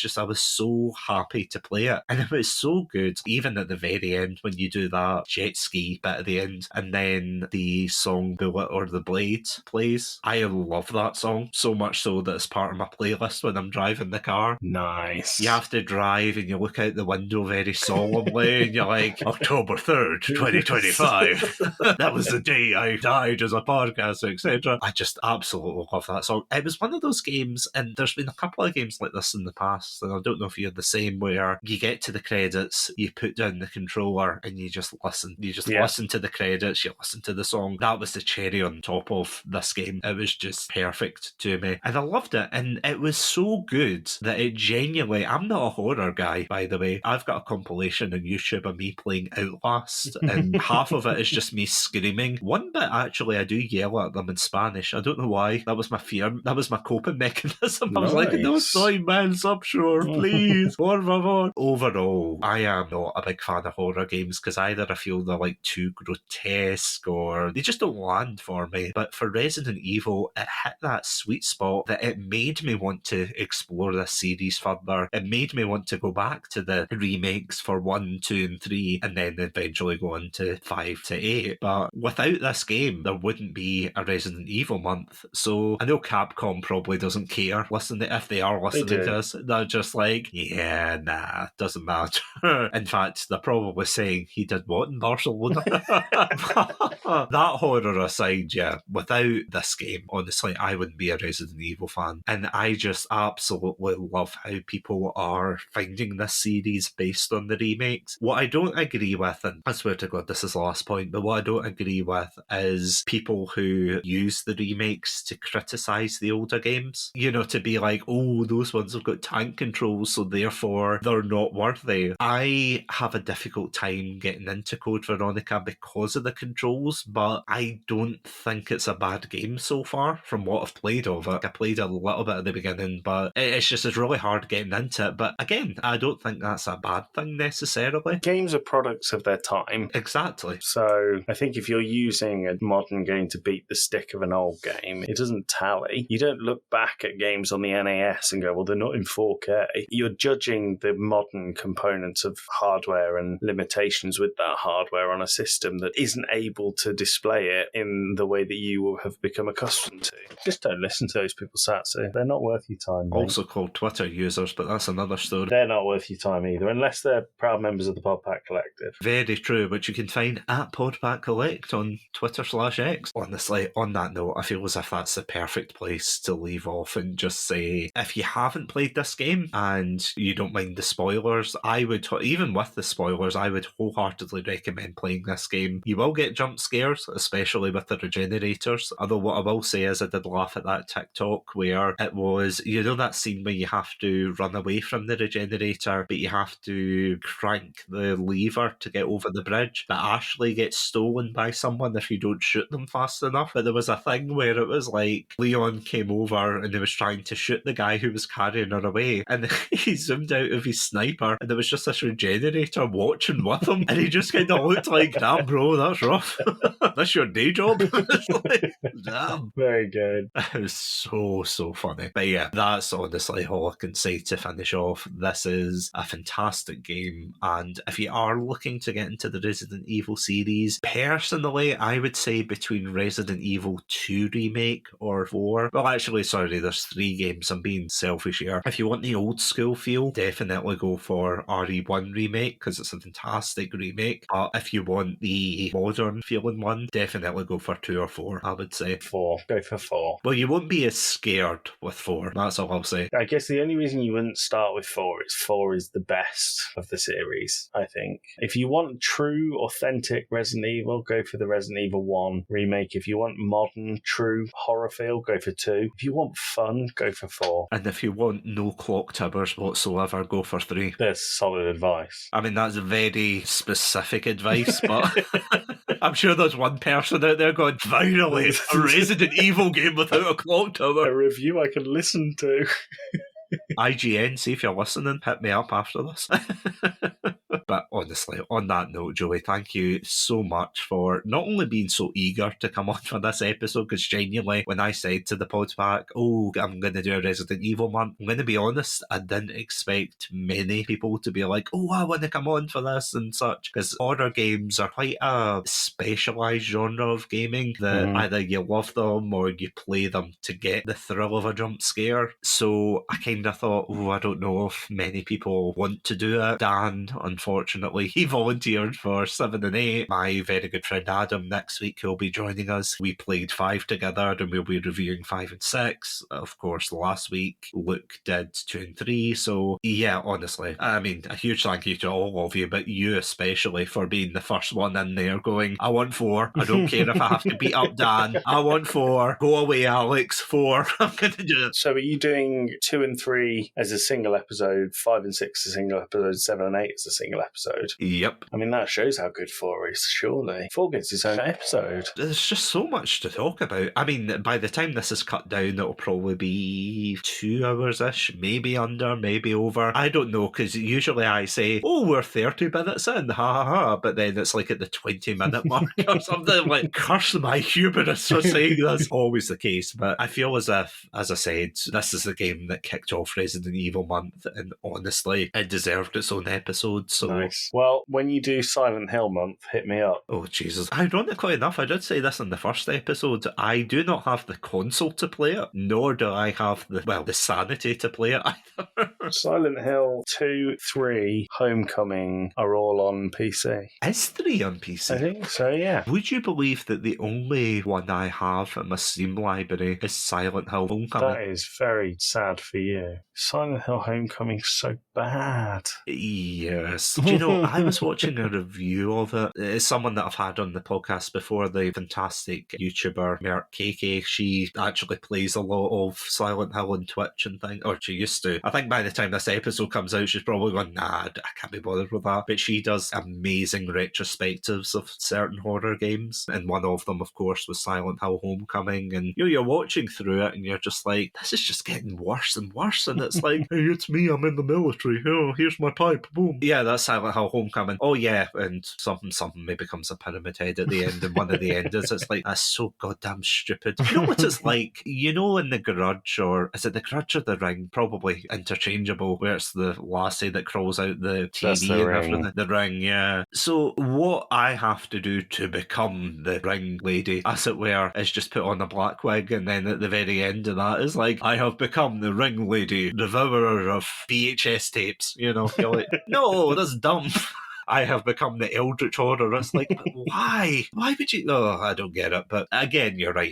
It's a contentious game for obvious reasons. That was a horror game that they wanted more action-oriented. Of all the horror games to make action-oriented, at least with Resident Evil, it set a precedent in the first games. Yeah. Why would you want that in Silent Hill? I don't get it. I'm with you. You're right. 1 and 3 aren't available on PC. Yeah, Silent Hill was one of those series that is not as accessible, which is a shame, because Resident Evil, at least they pulled their finger out, and for the most part, most of it's now accessible in some way or the other. I'll need to get a PlayStation 5, I think, or I don't know if my PC would run the second game, to be honest. I have it. I think if you want to run it at full settings, it might melt a lot of PCs, but it still looks very good at medium settings like I have. I don't know if even the Steam Deck would run it, but I've not heard good things. Oh, really? I mean, it's like that whole, oh, what pixels, James? I know, it's unsupported on the Steam Deck. Wow, that's crazy. Yeah, I don't think it was well optimised initially. I don't know if they've fixed it, but yeah, one day I will go to Silent Hill, and that will be terrifying. I really want to review the movie sometime. We did the second movie on our series, cutscenes. It is rough. Oh yeah, I've watched it. Do you know, would you believe I watched the first film and I watched the second one in preparation for a review, and the person I was doing it with backed out? That's cruel. I wasn't mad, I was just disappointed. There's a new film coming out called Welcome to Silent Hill, and it's based on Silent Hill 2, and it looks horrible. The CGI just looks horrific. See, that's the thing about it. And before we finish up, slightly going back to Resident Evil, but that was one of the things that impressed me in that Welcome to Raccoon City film. That, although, don't get me wrong, it was a terrible film, I don't understand the script or anything that they got into it, but it definitely got the looks and aesthetics down for the most part. The costumes looked good, the sets looked incredible, genuinely. Although some of the casting choices you looked at and went, really, that's Leon Kennedy, this doofus? Right. Yeah, it wasn't great. But anyway, yeah, it seems to be a bit of a curse for these horror adaptations, and I've not got high hopes, is what I'm saying. Unlike the rest of Resident Evil month, which, of course, as I said, next week we will be joined by the one and only Sinner Sandwich himself, Adam. Yeah, that's going to be a long topic as well. Nice. That's going to be a long episode. But as I said, Joey, thank you so much for joining me tonight. And before we wrap up, where can these amazing Pandalorians listening at home find your content? Well, thank you, Satsu. If you want more of me, but also more of Alex, who you heard in Bioshock, Tim, who's never been here. I know, we need to get him on. And we have Pete and Sky, who run our Biased Anime podcast, which is fantastic. Really great episodes, and I'm not even on them, so I can't be biased. But you can find everything we do on the feed if you search Game Club Podcast. We do game reviews, reviews, a bit like a book club. We do Thanks I Hate It, where we convince each other to play the game genres that we hate in the hope to make everyone change their mind. We do Cutscenes, which is all about video game movies, and we do Two Blokes from Blighty, which is Tim and I catching up every single week and have a guest spot with people like Dominic Littlewood from Cowboy Builders. So, yeah, I don't know if you can actually say the Dominic Littlewood bit because it's Tim doing a bad impression. You know, he's there. So that's Game Club Podcast on all platforms. I was going to say cowboy impressionist right there. Well done. You're on fire, Satsu. Oh, thank you.